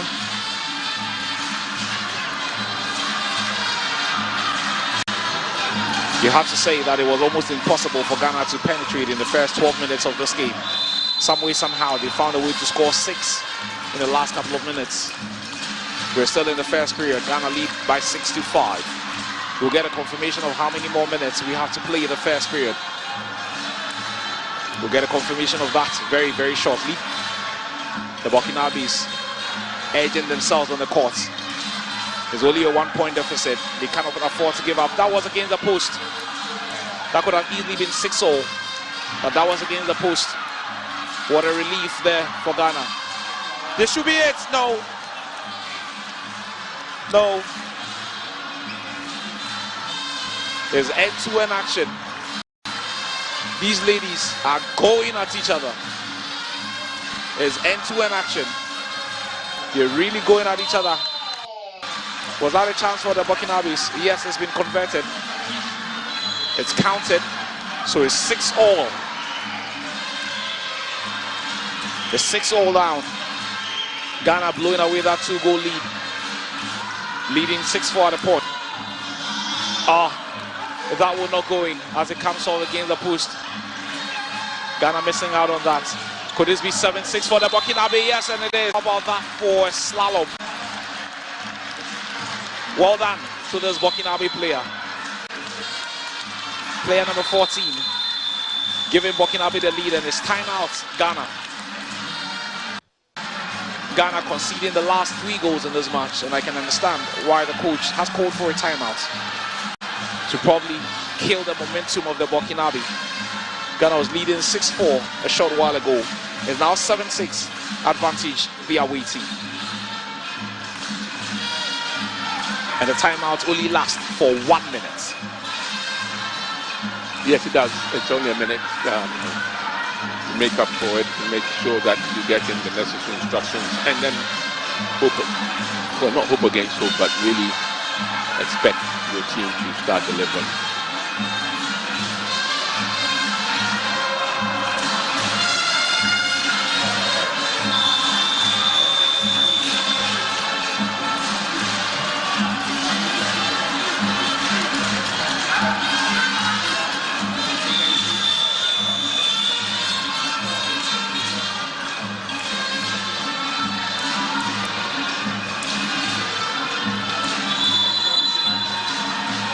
We've done 27 minutes, so we're only 2 minutes and 30 seconds away from the end of this. The end of the first period, I beg your pardon. The game is played in 2 halves of 30 minutes each. Almost done with the first half. It's 6-all. This could be a chance. Yes, it is. Has that counted? Or the foul was awarded the Burkinabe? This Burkinabe number 14 is such a delight to watch. She goes past the Ghanaian defense like they never exist.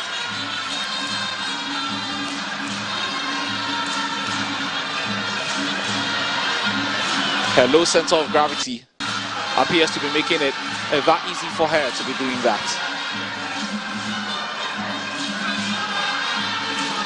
It's 6-all though. There should be a chance. But well saved again by the Burkinabe goalie.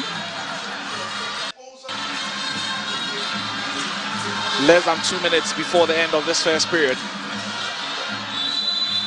Who would go into the end of the first half with a lead? Or would it be 6-all? Foul advantage Burkina. Moving the ball from right to left. Is that another foul? Yes, it is. Ghana regrouping brilliantly. Making it almost impossible. But Ghana looking to break here. That final touch came off a Ghanaian player. So that should be advantage Burkina when the game restarts. Unless the ref whistles for an infringement for Ghana. Yes. Is a possession in favor of... No, that should be in possession of Burkina Faso. Yes. The ref getting that call right. That final touch was off the left hand of the Ghanaian player. So it could not have been Ghana restarting the game. It had to be the Burkinabes, and rightly so.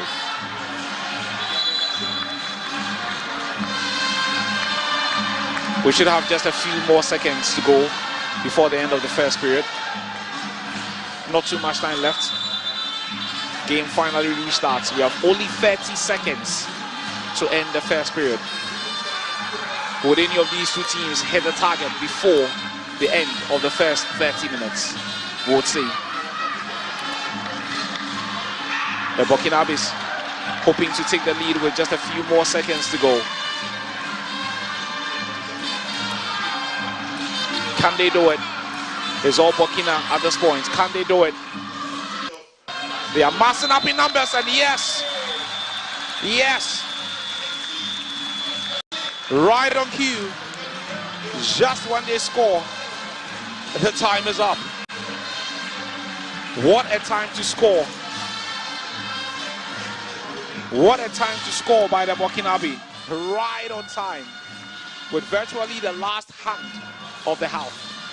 In football, we'll probably say with virtually the last kick, like a certain Man United did to Carl's Liverpool yesterday. It's interesting, isn't it, that you always tell a team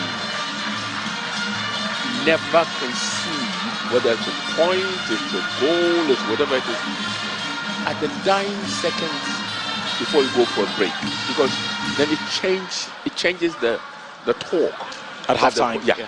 So I'm not too sure whether the Ghana team was focused. I don't know. Could have been, couldn't have been. But the key thing though is that it was to Burkina Faso's advantage. They hit it at the right time, and that should give them a little bit of momentum going into the second half. And that's something that a Ghanaian coach will be not too pleased with. It's halftime, 15 minutes break. Burkina Faso 7, Ghana 6. We'll be back in 13 minutes.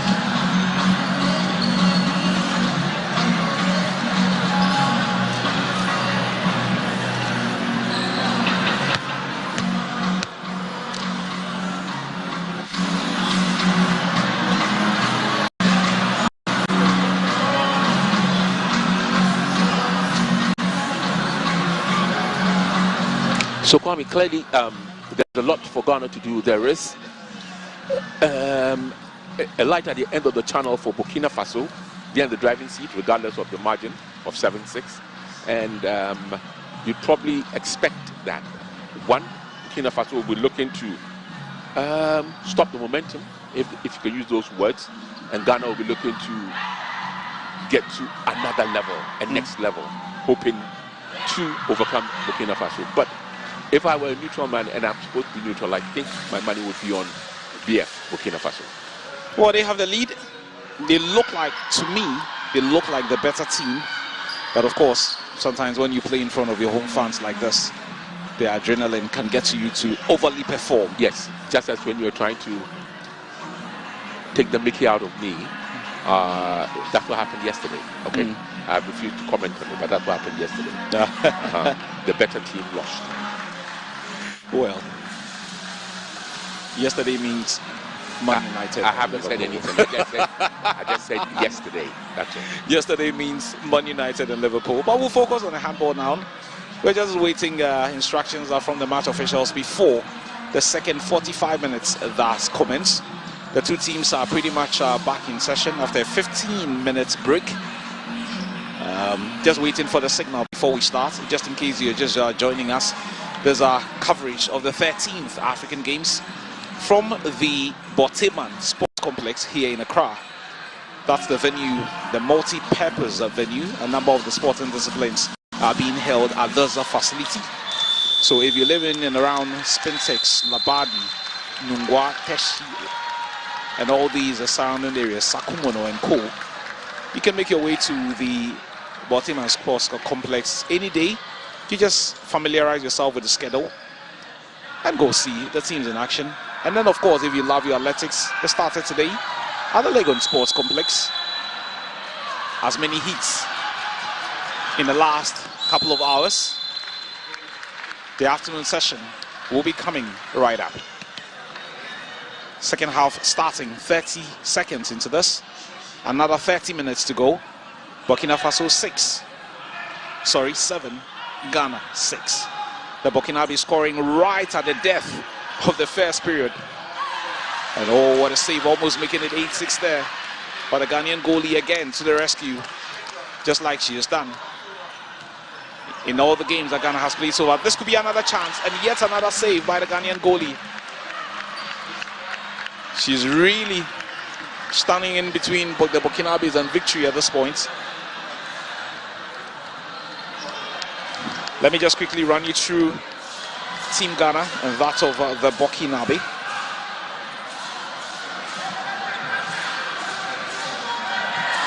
Ghana looking for an opportunity, but that was a well defended.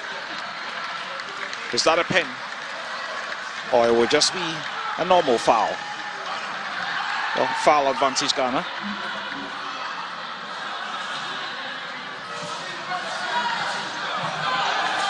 Ghana looking for an opportunity. Yes, that was a carry-in.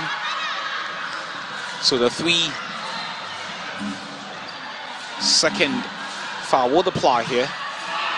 The Burkinabe is looking to break, and what a finish. What a finish. 8-6. What a finish by the Burkinabe. On the blind side of the Ghanaian defense. On the blind side of the Ghanaian defense, there is 8-6 now. Ghana being represented by Regina, Jessica, Diame, Barbara, Kaba, Theresa, Ahonchu, Patience, Kubil, and Ghana score. And Ghana score. It's a 1-point game now, 8-7. For the second half, starting on the blinder. 2 goals within the first 2 minutes of the second half. Well, the referee already whistling for something before the Burkinabe did score, so that goal would not count. It would still remain 8-7. That goal would not count. Would have been 9-7. But the referee had whistled before the Burkinabe did convert, so that would not count. That should be a foul. Advantage Team Ghana.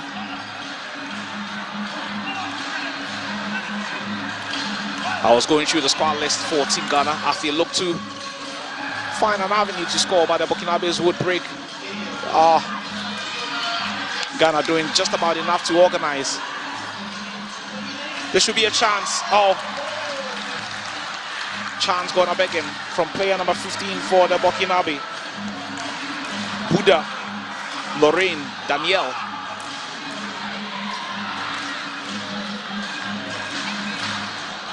It does appear that these ladies know that the second half is not going to be any different from what we did see in the first 30 minutes. So right from the start of the second period, we are going at each other, going hard at each other. This should be it. No. Saved by the Burkinabe goalie. And they are already preparing to make a substitution. Player number 6 is on for the Burkinabe, Ajaratu Udrago. Ghana on the attack. Yes, they score. Player number 15 for Ghana, Joyce Mahama. Scoring for Ghana. It's 8-all. What a game we have. What a game we have. These two teams are leaving absolutely nothing to chance. What a game we have. That should be a foul. Yes. That should be a foul. Player number 14. Atinda Agbeke Afusat, hauled down for a foul. Advantage the Burkinabe will look to break at this point. That should be another foul in favor of the Burkinabe. Player number 7, Kabiri Kiswandisa, hauled down. The Burkinabe is in possession of the ball at this point. What can they do? Looking for options, and yes, they score. They score brilliantly. Player number 12 for the Burkinabe, Palm Obi, Jacqueline. Scoring for the Burkinabe there. There's 9-8 at this point, and we've done only 5 minutes of the second 30 minutes. Ghana looking for an opportunity there, but that goes out of touch. That goes out of touch. That final touch was off a Ghanaian player. So it's advantage Burkina. Ajaratu to start possession for the Burkinabe to player number 7, Kiswendisa. Again, the Burkinabe is moving the ball around and looking for opportunities to exploit the Ghanaian defense. Palm Obi looking to strike from distance, but that goes out of touch as Ghana look to restart this one and as quickly as possible. And you can hear the screams from the Ghanaian bench. They want the team to attack in transition very, very quickly. Burkina, that should be a foul, yes. That should be a foul. Advantage, Burkina. That should be a foul. The Burkinabe leading by 9 goals to 8 in the second period. The Ghanaian coach not happy about something. This should be another chance for the Burkinabe, and they converted. Player number 12, Palmobi Jacqueline, scoring yet again for the Burkinabe. The Ghanaian coach, Joseph Adokwekwe, not happy with how Ghana defended this. We've done 6 minutes of the second period. Burkina leading by 10 to 8. Ghana. Can we find a way together? But no, that will not count. That will not count. The ref had blown his whistle before that ball did go in, so that will not count. Ghana look to restart the game. Ghana look to restart the game and look for options. Strike from distance, yes! Brilliant finish. Brilliant finish for Ghana. Reducing the deficit by 1. It's 10-9. This is turning out to be one of those amazing games at the handball competition. The Burkinabe player almost losing possession of the ball there. Player number 14, Atinda Gbeke Afusat. She was struggling to find a way to recover. But that ball goes out of touch. The Burkinabe look to restart the game. Happy to move the ball around. Final touch off a Ghanaian player. Player number 6 for Ghana, Josephine Mensah. The Burkinabe with a chance. Oh, well saved by Ghana. Well saved by the Ghanaian goalkeeper. Now, what can Ghana do? Ghana failing to take advantage of that situation. Again, the ref has whistled for something. And the Burkinabe quickly regroup as Ghana attempt to score yet again. It's 10-9. Advantage, Burkina Faso.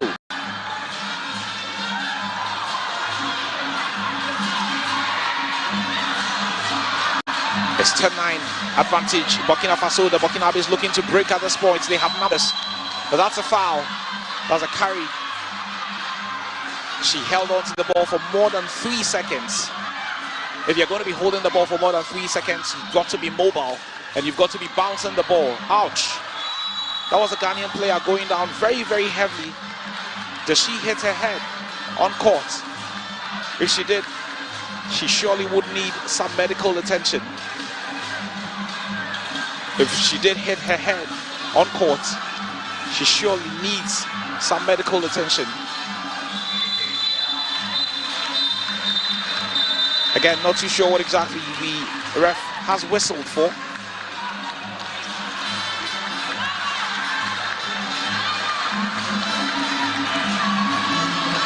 There's a penalty advantage, Ghana. Ghana with a fine opportunity to make it 10-all. Ghana with an opportunity to make it 10-all. Can they score? Yes, she does. Yes, she does. It's 10-all. Fatima Seidu, player number 8 for Ghana, leveling things up. It's tied at this point. Ajaratu with a chance, but Ghana will look to break with numbers. Ghana will look to break with numbers. Oh, that touch. This should be it. This should be it. No. What a save. Another wonderful save. End-to-end action this. Yet another save. Oh, what a game. What a game we're having at the the handball arena. The goalkeepers giving it absolutely everything for their sides. It was a fantastic save at one end of the court, and yet another fantastic save on the other end of the court. But a pen has been awarded to the Burkinabe. Can they make it 11-10? Yes, they can. Yes, they can. Player number 7 doing the honors for the Burkinabe. Player number 7 doing the honors for the Burkinabe. Kabri Keswendisa making it 11-10 for the away team. Burkina Faso. The former Upper Volta. 11-10. Advantage, Burkina. Going at the Ghanaian team at this point, but they lose possession. The Ghanaian player failing to read that, and Burkina would take advantage. They would take advantage. It's 12-10. Advantage, Burkina. It was a momentary lapse of concentration costing Ghana there.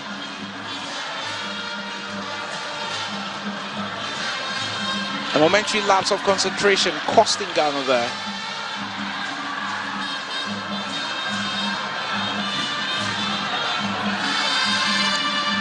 It's a 2-goal game now. Ghana looking for opportunities to reduce it. No. Is that a foul? I thought the Burkinabe goalkeeper had made a save of that. But it does appear the officials whistling for something there. Is that a pen? Advantage Ghana. Ajaratu. Player number 8, Fatima Seidu, would look to convert this one. Fatima, can she score? Oh, it's been saved. It's been saved. Oh la la. It's been saved. Fatima Seidu failing to convert. Fatima Seidu failing to convert. Oh, that was a chance for Ghana. And the Ghanaian coach, Adokwekwe, edging his players on. It's only a 2-goal game. He's edging them on. It's not over until it's all over. The game being played at a frenetic pace. This should be it. Yes! What a finish from player number 7, Alfreda Anobil. Player number 7, Anobil. Those Burkinabes can't just deflate you like that. Is that going to count? Yes, it does count. It's 13-11. Just when the Ghanaians had reduced their deficit by 1, the Burkinabes find a way to score, and Ghana get back and reduce the deficit by 1 again. It's a 13-12. Ghana haven't lost a game earlier against Algerians. Now trying to ensure that they win another game. This should be a foul, yes. That should be a foul. Player number 5 for Ghana, Patience Kubil, obstructing the Burkinabe player. Player number 14, Atinda Agbeke Afusat. Oh, that was a brilliant pass there. That was a brilliant pass there. And that was a fine finish. That was a fine finish. It's 14-12. The Burkinabes winning offense are such a delight to watch. Their movement on and off the ball is absolutely brilliant. That appeared to have come off the leg of a Burkinabe player, so that should be a foul. That should be a foul. Advantage Ghana. What can they do? Ghana, player number 14 has been hauled. Ghana looking for spaces. That's not going to count. That's not going to count because the referee's whistle had gone. So that's not going to count. It's still 14-12. Advantage Burkina Faso. This should be it. 14-13. Ghana pushing very hard to level things up. And the persistence has paid off. The persistence paying off. It's now a 1-goal game. And this always happens. This always happens. When Ghana scores, the Burkinabe find a way to get back into the lead. Anytime Ghana scores, out of nowhere, the Burkinabe would also score. Player number 4 for the Burkinabe on target for them. Kabore Alimata Sadia. Alimata Sadia Kabore on target for the Burkinabe. Now 15-3. What a game. What a game we're having here. What a game we're having here. There's so much fun at the at the Botima Sports Complex. This could be another chance for the Burkinabe. The player number 4 for the Burkinabe, Alimata Sadia, has been brought down. And that should be a foul advantage. Burkina. Happy to keep possession at the point. There should be another chance, yes. It's now 16-13 now. It's a 3-goal game. It's a 3-goal game at this point. Would not be surprised if one of the teams call for a timeout. Ghana making a substitution. Player number 16, Kazoni Orokia, is coming on.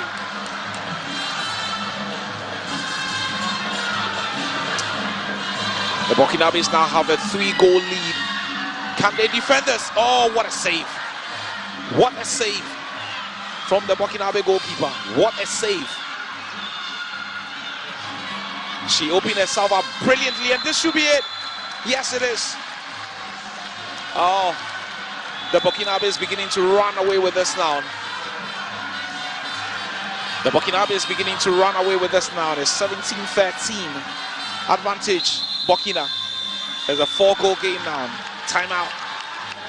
Timeout.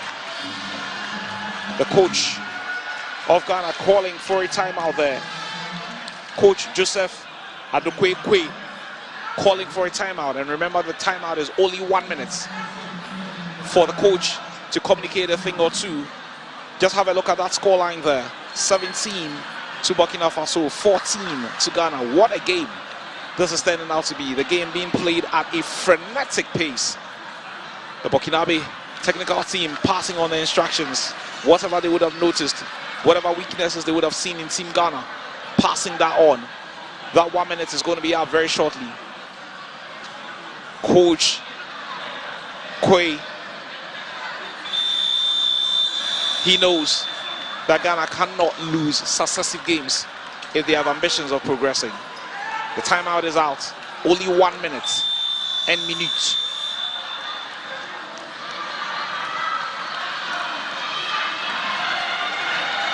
Only 1 minute for a timeout. We've done 46 minutes and 20 seconds. What that means is that we still have another 13 minutes and 40 seconds to go. So it's not all over yet. Ghana still very much in this one. 17-14, Burkina lead. 17-13, sorry. Ghana looking for options. Looking for options. They've got to find a way to breach this Burkinabe defense, which is so watertight. Almost impossible. Almost impregnable at some points. That should be a foul, yes. Foul advantage, Ghana. Foul advantage, Ghana. It's 17-13 to the Burkinabe. What can Ghana do? They lose possession of the ball, and the Burkinabes will transit very quickly. This could be a chance. But the goalkeeper to the rescue as Ghana look to attack again. The attack in numbers and in droves. This could be it. This could be it. Yes. Yes. 17-14. Ghana on target there. 17-14. Burkina to restart the game. There's a 3-goal game now. 17-14 advantage Ghana. Can they claw their way back? Can they? Time they say will tell. Alimata looking for Kabore. Oh, well saved. Well saved by the goalie. Player number 18 for Ghana. Well saved. And these are the moments you need if you want to win a game. Well saved by player number 18 for Ghana.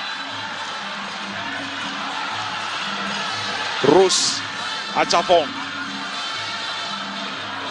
to the rescue for Ghana there. Rus Ajavon.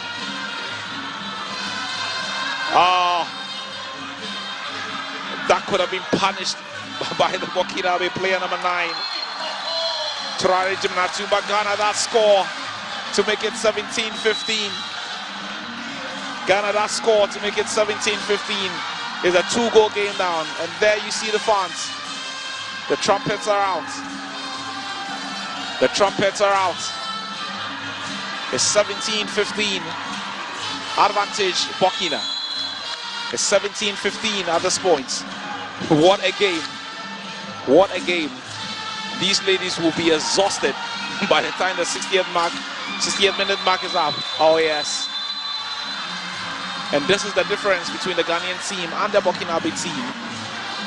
When they concede, they find a way to hit target as quickly as possible. So it's now 18-15. That goal won't count. That goal won't count. So it should be 18-15, yes. Anytime they concede, they find a way to quickly score. And that's the difference between the Ghanaians and the Burkinabes, yes. Brilliant finish. Brilliant finish from player number 3 for Ghana. 18-16, this is Barbara Kaba-Moses. Barbara Kaba-Moses on target for Ghana. Again, the Burkinabes will look to exploit the channel in the Ghanaian defense. They are so good at exploiting the channels, and that's why they have 18 goals on the scorecard. Strike from distance, but well saved by Javon. Well saved by Javon. Is end-to-end action. End-to-end action. The ball that come off the legs of player number 6 for the Burkinabe, Udurago Ajarati. So a foul has been called, advantage Team Ghana, but Ghana lose possession of the ball. The Burkinabes quickly recover this. Can they score from this possession? They have numbers already attacking the Ghanaian team, but Ghana quickly recovers. Ghana quickly recovering there. The Burkinabe is happy to move the ball around. Oh, what a save there again from Ajavon. What a save there again from Ajavon, but she's been injured in the process. Ajavon has been injured in the process, and the coach himself, the coach himself goes to attend to the goalkeeper. It's very obvious he has a lot of belief in the goalkeeper, and he wants to go in and help himself, the coach. Coach Joseph Adokwe. The ball appeared to have come off the head of goalkeeper Rosa Javon, and she clearly needs attention. Rosa Javon, she clearly needs attention. She's down on her back and she needs some medical attention. The game has been halted. The game has been halted. Javon appears to be okay and good to continue. Well done, Coach Adokwe. It's obvious the coach has a lot of belief in his player. He did not even wait for the medical team to get there. He got there first. Well done, coach. It's 18-16. We've got 10 more minutes to go. 10 more minutes to go before this comes to an end. 10 more minutes.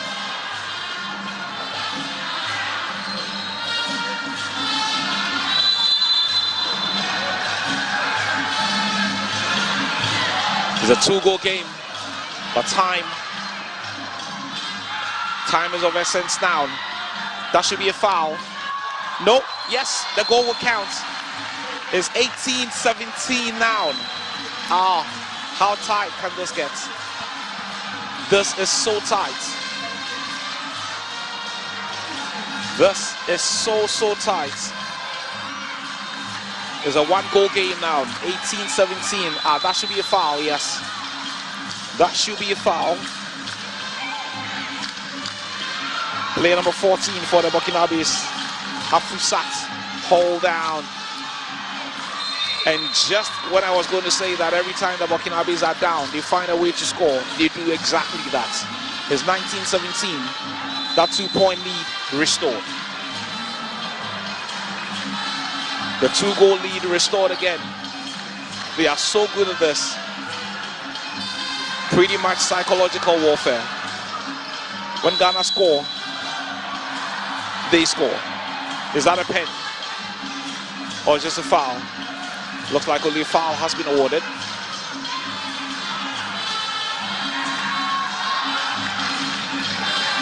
Looks like only foul has been awarded.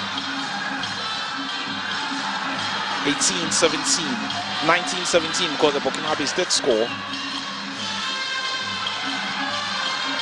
The official scoreboard should confirm this. Well, the foul had already been called, so that would not have counted even if it did go in. Player number 6 for the Burkinabe. Hold down. Ajaratu Drago. And again, player number 9 for the Burkinabe. Traore. Jaminatu. Obstructed. Ajaratu. To Traore Jaminatu. Looking for options. That's a bit too much. That's a bit too much. Ball goes out of touch. Advantage Ghana to restart this. Less than 10 more minutes to go. It's 19-17 with only 7 more minutes to go. 7 more minutes to go. What can Ghana do? Traveling. The Burkinabes will break with lightning speed. The Burkinabes will break with lightning speed, but that goes out. That goes out. The conditioning of these players is absolutely brilliant. It's end-to-end action, 19-18. End-to-end action. Ghana make quick substitutions. End-to-end action in this one. How tight can this game get? How tight can this game get? That should be a foul. No. It's 19-18. Can Ghana tie this with this possession? Can Ghana tie this with this possession? No. No. Josephine Mensah was free on the right-hand side of the court. She was absolutely free. Why they couldn't find her is puzzling. Well, it's still possession advantage Ghana. Again, possession conceded to the Burkinabe, but Ghana quickly recovers that. It's a 1-goal game. Oh yes, it's tied. It's tied. 19-all. It's tied. What a game this is turning out to be. It is tied. And if it remains tied, there'll be 10 additional minutes. Ajavon to the rescue again. It's tied. Now can Ghana take the lead from this possession? Can Ghana take the lead from this possession? Yes, they can! Yes, they can!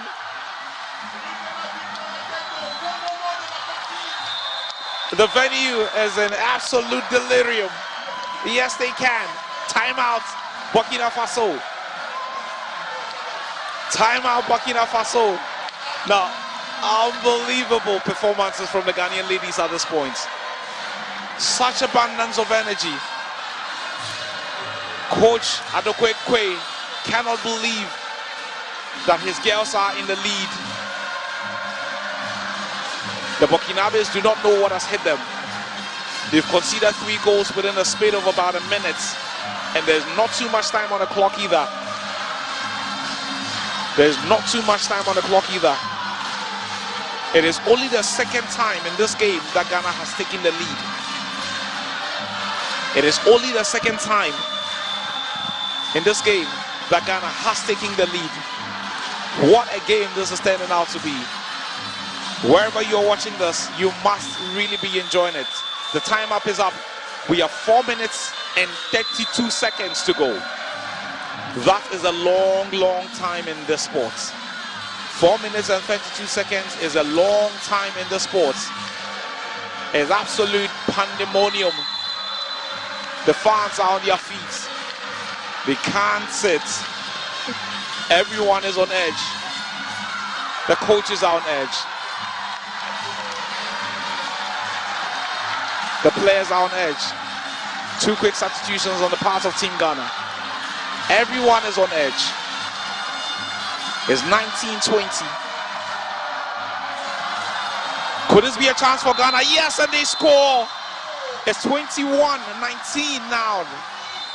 Oh yes. For the first time in this game, Ghana has a 2-goal lead. And the celebrations. You would think that this game is almost over. Well, I certainly hope it's not premature. You would think that this game is over with all the celebrations in the stands. Who would have thought that Ghana will be leading by 2 goals at this point? It could be 3, could be 3, could be 3, could be 3.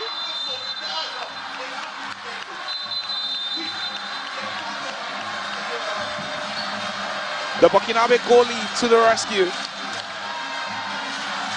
But is that a pen? Was a Ghanaian player appended? Is that a pen? Was a Ghanaian player appended? Let's get to see the replay. That's a pen for Ghana. That's a pen. Is it going to be it? Is it going to be it? Oh no. How many saves has this Burkinabe goalkeeper made today? Save after save after save after save.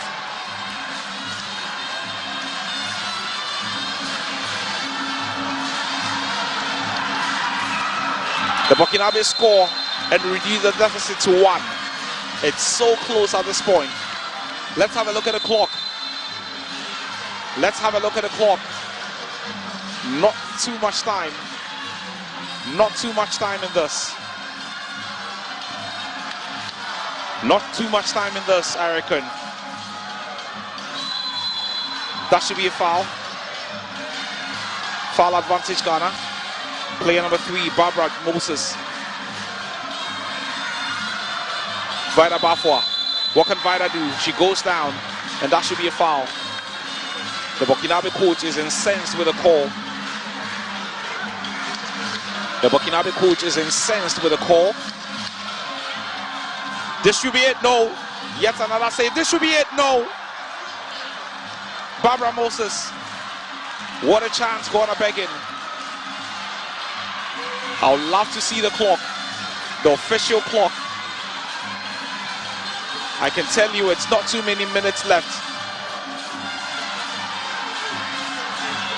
This is probably one of the most interesting handball games you would ever see at this 13th All-African Games. Now have a look at the clock. It's 1 minute and 24 seconds to go. But that's a very long time in this sport. No. Was a Ghanaian player appended? No. The Burkinabe with possession at this point. Udrago Alimata. Ghana wins possession and on the attack. They have numbers. What can they do? They have numbers. This should be it. This should be it. No. You just hope this would not come back and haunt Team Ghana. This could have finished it with less than a minute to go. This could have finished this with less than a minute to go. Can the Burkinabes tie this? Can they tie this? No. Now have a look at the Ghanaian coach, Joseph Adokekwe. He cannot sit. Is that a timeout? What a time to call timeout. What a time to call timeout. With just about 40 plus seconds to go before the end of proceedings. What a time to call timeout. What a time to call timeout. And the celebrations have started.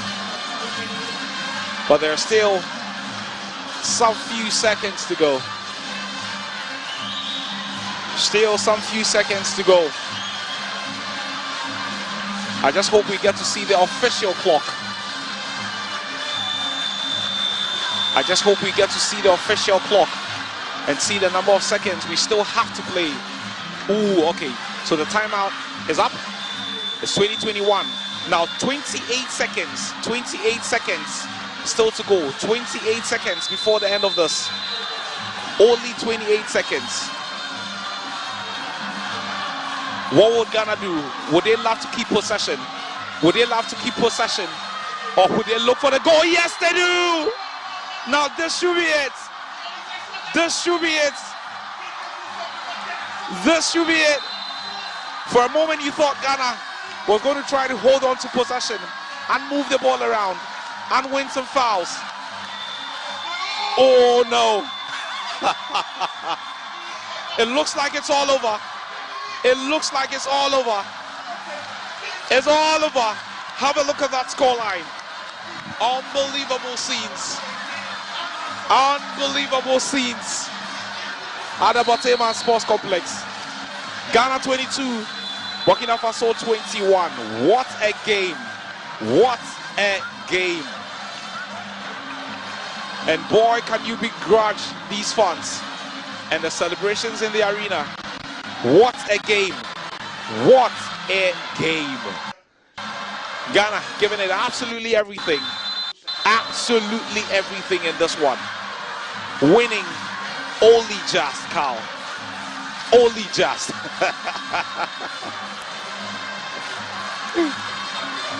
Opportunities, there were opportunities in which they could have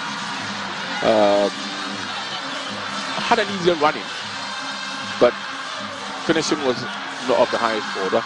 Then again, you have to feel sorry for Burkina Faso because they, for me, were the better team in the first half and large part of the second half. But it was like when it mattered more or when it mattered most, then obviously the Ghanaians with the crowd behind them, the 12th man they call it, in this case the 8th man, as they call it, pushed them and got them over the line. Oh yes, and they get to celebrate with the fans. They get to celebrate with the fans. The fans have been absolutely great for Team Ghana today. They literally carried the ladies over the line. Well done. Ghana winning 22-21.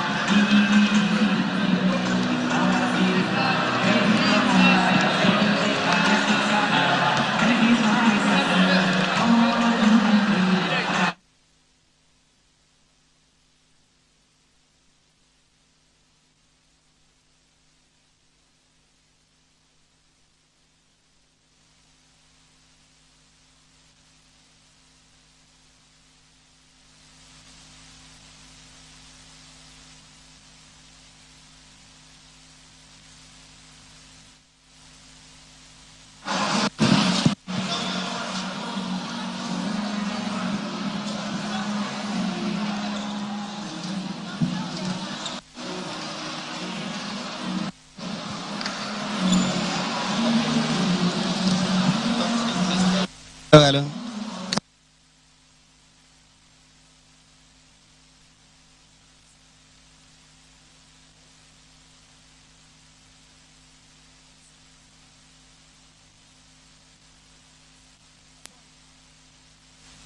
I mean, excitement you have put in this auditorium so delayed. We lack exposure and experience. Anytime there's any tournament of this nature, they come out and tell us that there's no money. So we don't go out. We don't know the trend until recent. You understand? So for me, when we even played against Algerians, with their exposure experience, we go to match them. But spectators will not understand. But I should thank the government of Ghana again for they should just give us 2-3 years and we'll be excelling. I bet you, I'm telling you.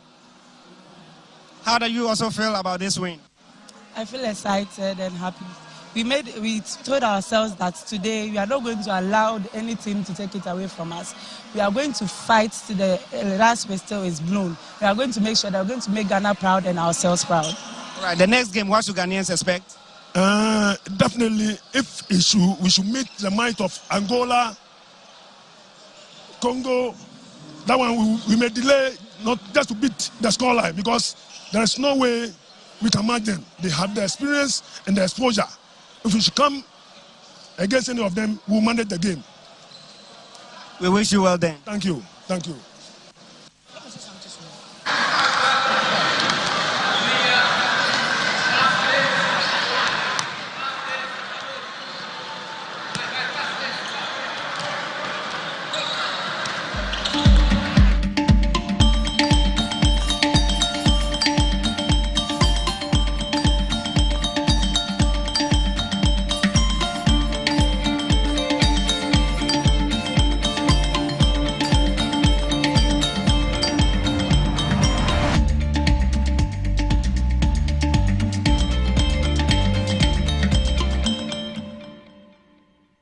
We have enough. A life of plenty for every child.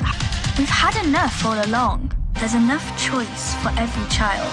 Enough nutritious food, produced responsibly and sustainably, so children can thrive everywhere. Let's come together and stand with children to say we've had enough. Enough.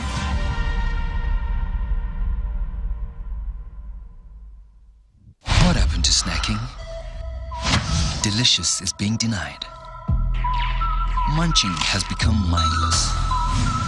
To that we say, not on our watch. Messy munches, play dirty. Busy fighters, take a moment and intensify. Because when snacking is under attack, we'll be there to fight back. Snack in the name of play.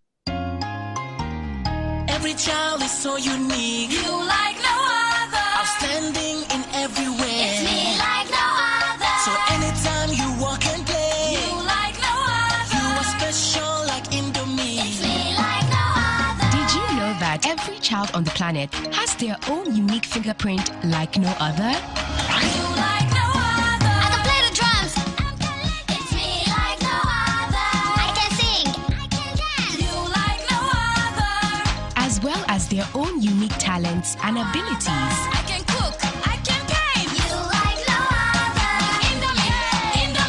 You like no other. So every day, in whatever you do, remember you are special in your own way, like no other. Thank you, Mom, for letting me know I'm special and for making me my special Indomie. Thank you, Mommy. I love my Indomie. This advert is FDA approved.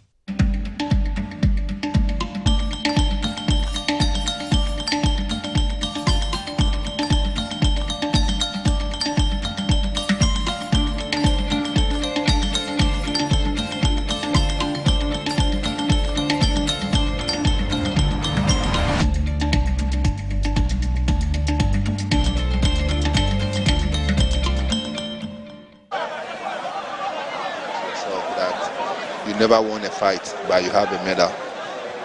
You know, so we will pray Coach Asare and his team will work hard for Adelaide.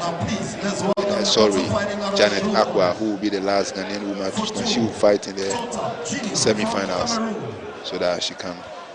So I will take it again from here right away. So now we've done with the ladies action for this evening. We had 8 straight fights involving the ladies, quarterfinals in the ladies 50 kg category and also quarterfinals in their 52 kg category. So we've had our 4 semi-finalists for both women's categories determined right here in this ring. 2 Ghanaians competed in both the 50 kg. Ramatukwe, she couldn't survive the onslaught of the Moroccan Yasmin Mutaki. Then also, as we just saw the fight which came past by, young Adley Jabate could not withstand the pressure of Chada Jelassi of Tunisia, and in round 3 the referee stopped the contest. So we go to our next fight, which is men 80 kg, that is the light heavyweight division. The light heavyweight division. And the first fight of this division, where the third fight will involve a Ghanaian, Jonathan Tete, highly rated, with amends to make for not fighting at all in Italy. And we can see the man in the blue corner from Cameroon, Foto Totap Jr., went straight into action at the sound of the bell and was seen punishing his opponent in the red corner from Sudan, Majid Suleiman, in our first light heavyweight 80 kg men round of 16 tie. So the Cameroonian on the offensive right away, he obviously is the shorter of the two, but that appears not to be any problem at all for Foto Totap Jr.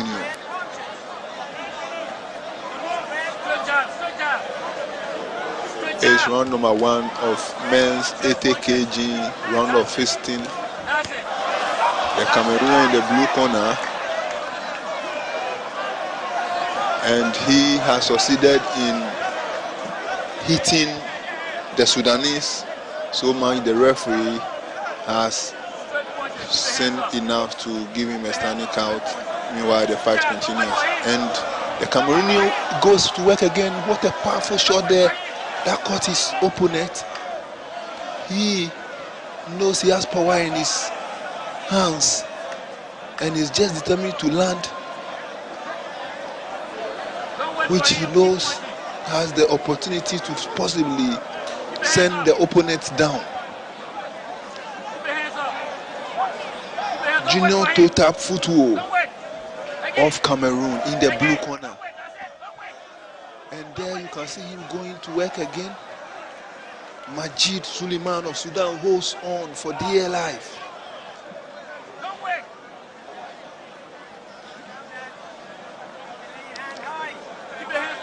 This round 1 action, and the man from Cameroon in the blue corner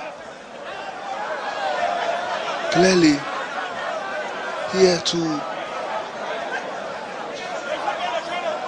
knock out his opponent. And he's got Majid Suleiman of Sudan rattled here in the opening stanza of their light heavyweight encounter as the round comes to a halt. Round 1 is in the books, and that's fight number 9 of the evening session. And the Cameroon, no doubt about it, won that first round 5-0. All 5 judges scoring it for him.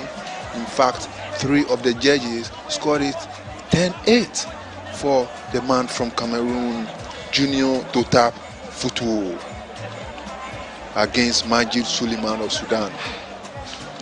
So it's a comprehensive lead at this stage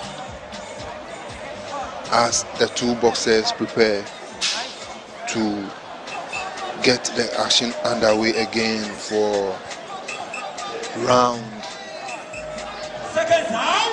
number 2. Remember, Jonathan Tete, the man they call worldwide, will also fight in this category. But meanwhile, as we await the Ghanaian to take to the ring in the next 2 fights,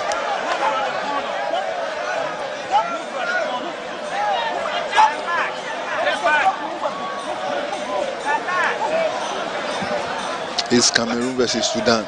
The Sudanese with a massive height advantage, which he has yet to exploit in this fight, because it has been an incessant attack after attack by his opponent from Cameroon, the shorter Fotuo. And Suleiman has yet to arrive in this fight. Meanwhile,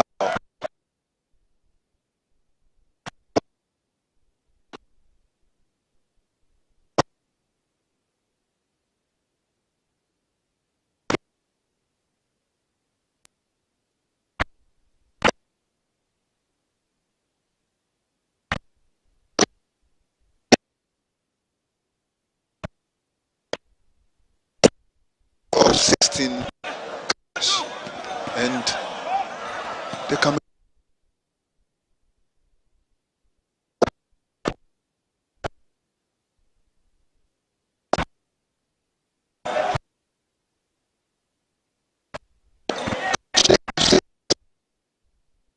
continue.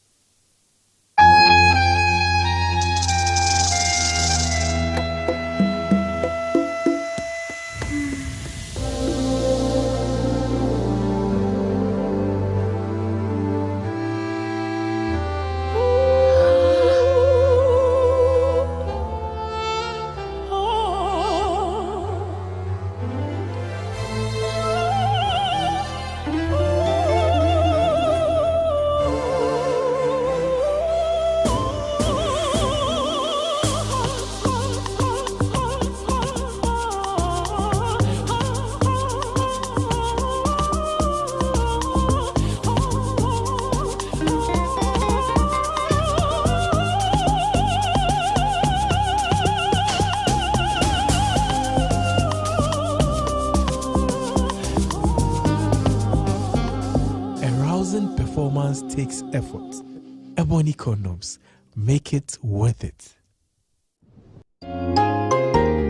Every child is so unique. You like no other. Outstanding in every way. It's me like no other. So anytime you walk and play, you like no other. You are special like Indomie. It's me like no other. Did you know that every child on the planet has their own unique fingerprint like no other?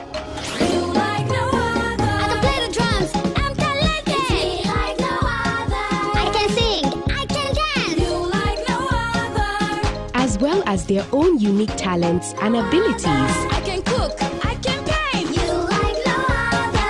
Indomie, you like no other. So every day, in whatever you do, remember you are special in your own way, like no other. Thank you, Mom, for letting me know I'm special and for making me my special Indomie. Thank you, Mommy. I love my Indomie. This advert is FDA approved.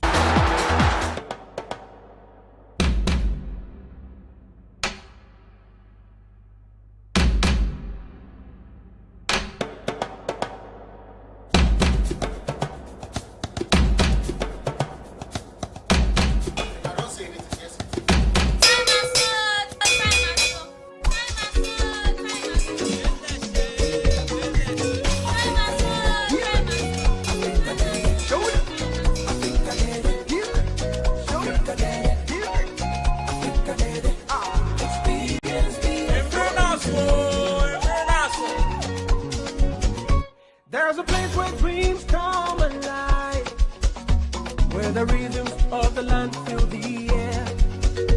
Come and join us on this beautiful journey. Experience the African dream. From savannah to the deep blue sea. Feel the heartbeat. From every corner of Ghana, voices unite in a resounding call. The time is up. The African Games 2023 comes to our shores. Join us as we celebrate the unity of our continent through the power of sport. Experience the African dream.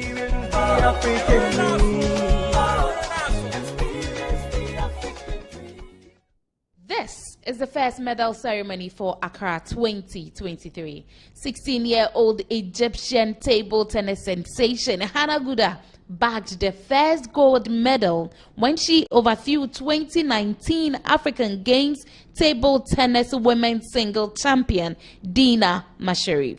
In this battle among the Egyptian queens, Guda won 4-2. Edem Ofiong of Nigeria and Algeria's Lucy Mubarak settled for bronze. Kadri was overpowered by Egypt's Omar Assar, while Ibrahima Diaw of Senegal and Egypt's Mohamed Belal won bronze. The Egyptians were once again ready for their battle against Nigerians in the team's events finals as they won gold in both the men's and women's events. As a result, Algeria and Tunisia had to settle for bronze in the men's event as Tunisia and South Africa walked away with bronze in the women's event. One medal ceremony down, more to go. Obviously, Kali looks like Mohamed Salah, the footballer, but perhaps because he is bald. Sorry, he doesn't have hair on his head, unlike the footballer. Maybe that's what's making the difference. We'll have to ask him later. But he currently is busy in the ring. And the man from Tanzania landed and strong right there. And nearly sent the Egyptian down. He managed to stay on his feet and appears to be out of depth at this point as the Tanzanian, who has massive height advantage here, appears to regain control of this fight. It's 1-1. Our referee in the middle is from Zimbabwe. The clash between Tanzania and Egypt.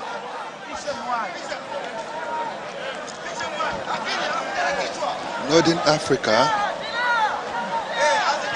versus Eastern Africa.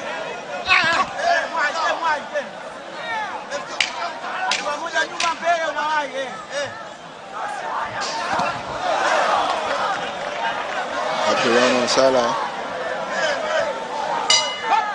There goes the end of round number 1.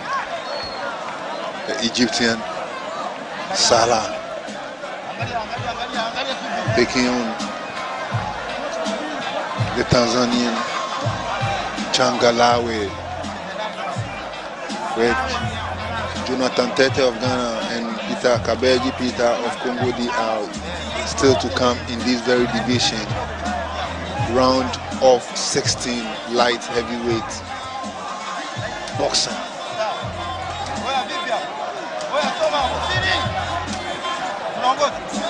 It's fight number 10 of this evening's session here at the Bukom Boxing Arena in the Ghana capital. So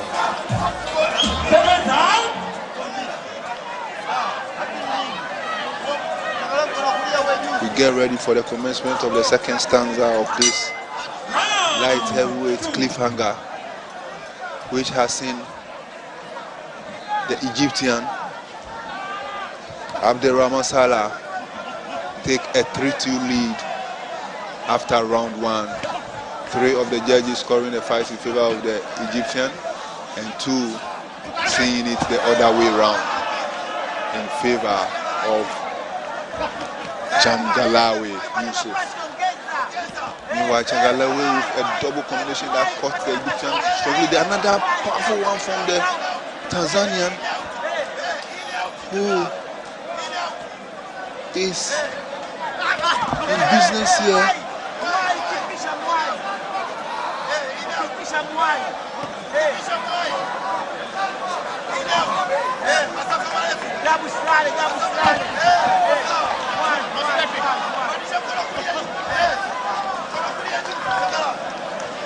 So the fight action continues here at the Bukum Boxing Arena.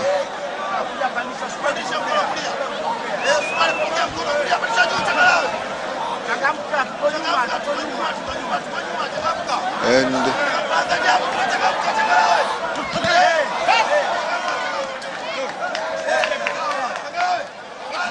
it's the man from Tanzania in red who appears to have the upper hand in round 2 here. Remember, round 1 finished 3-2 in favor of the Egyptian, and it's been all Shangalawi in this round number 2. The Egyptian tries a left overhead shot.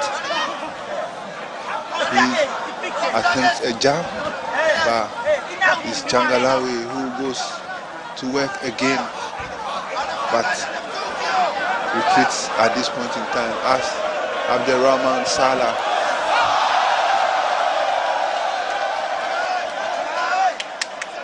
hits Changalawi behind the head, prompting the referee to issue a warning to the Egyptian, who repeats the deed, and once again was reprimanded by the referee, but no point deducted there. This is men's light heavyweight boxing from Accra 2023, Bukum Boxing Arena, the heart and soul of Ghanaian boxing. The Egyptian has yet to rattle his opponent here.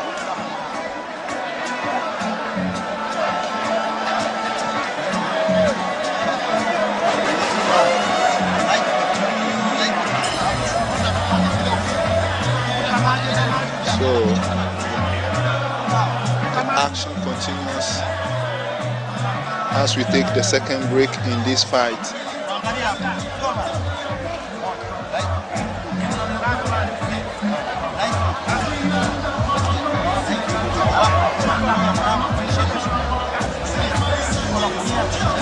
Highlights from that round number 2 in anticipation of the final stanza at the Bukum Boxing Arena.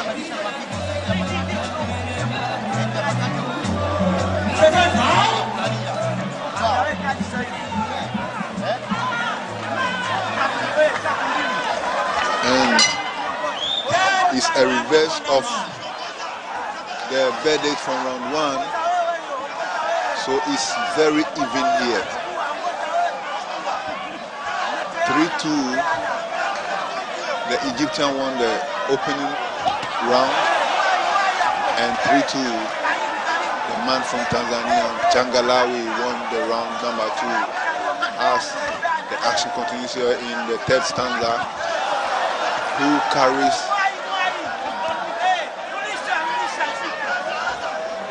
this fight? Who carries the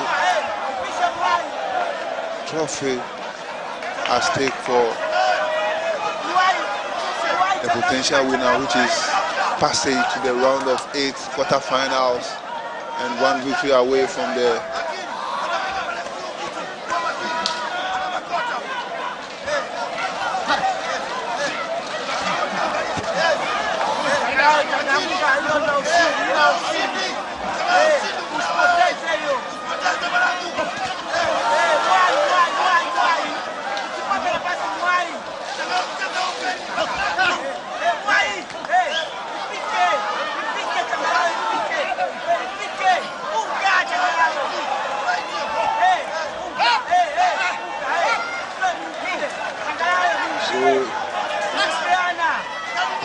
Action continues unabated. It's an even fight so far.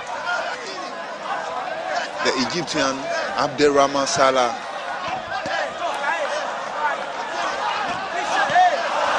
getting the 3-2 verdict in round 1, and the Tanzanian Changarawe getting a similar 3-2 verdict in round 2. So what happens in this round 3 is very, very important. Egyptian being very tactical, using space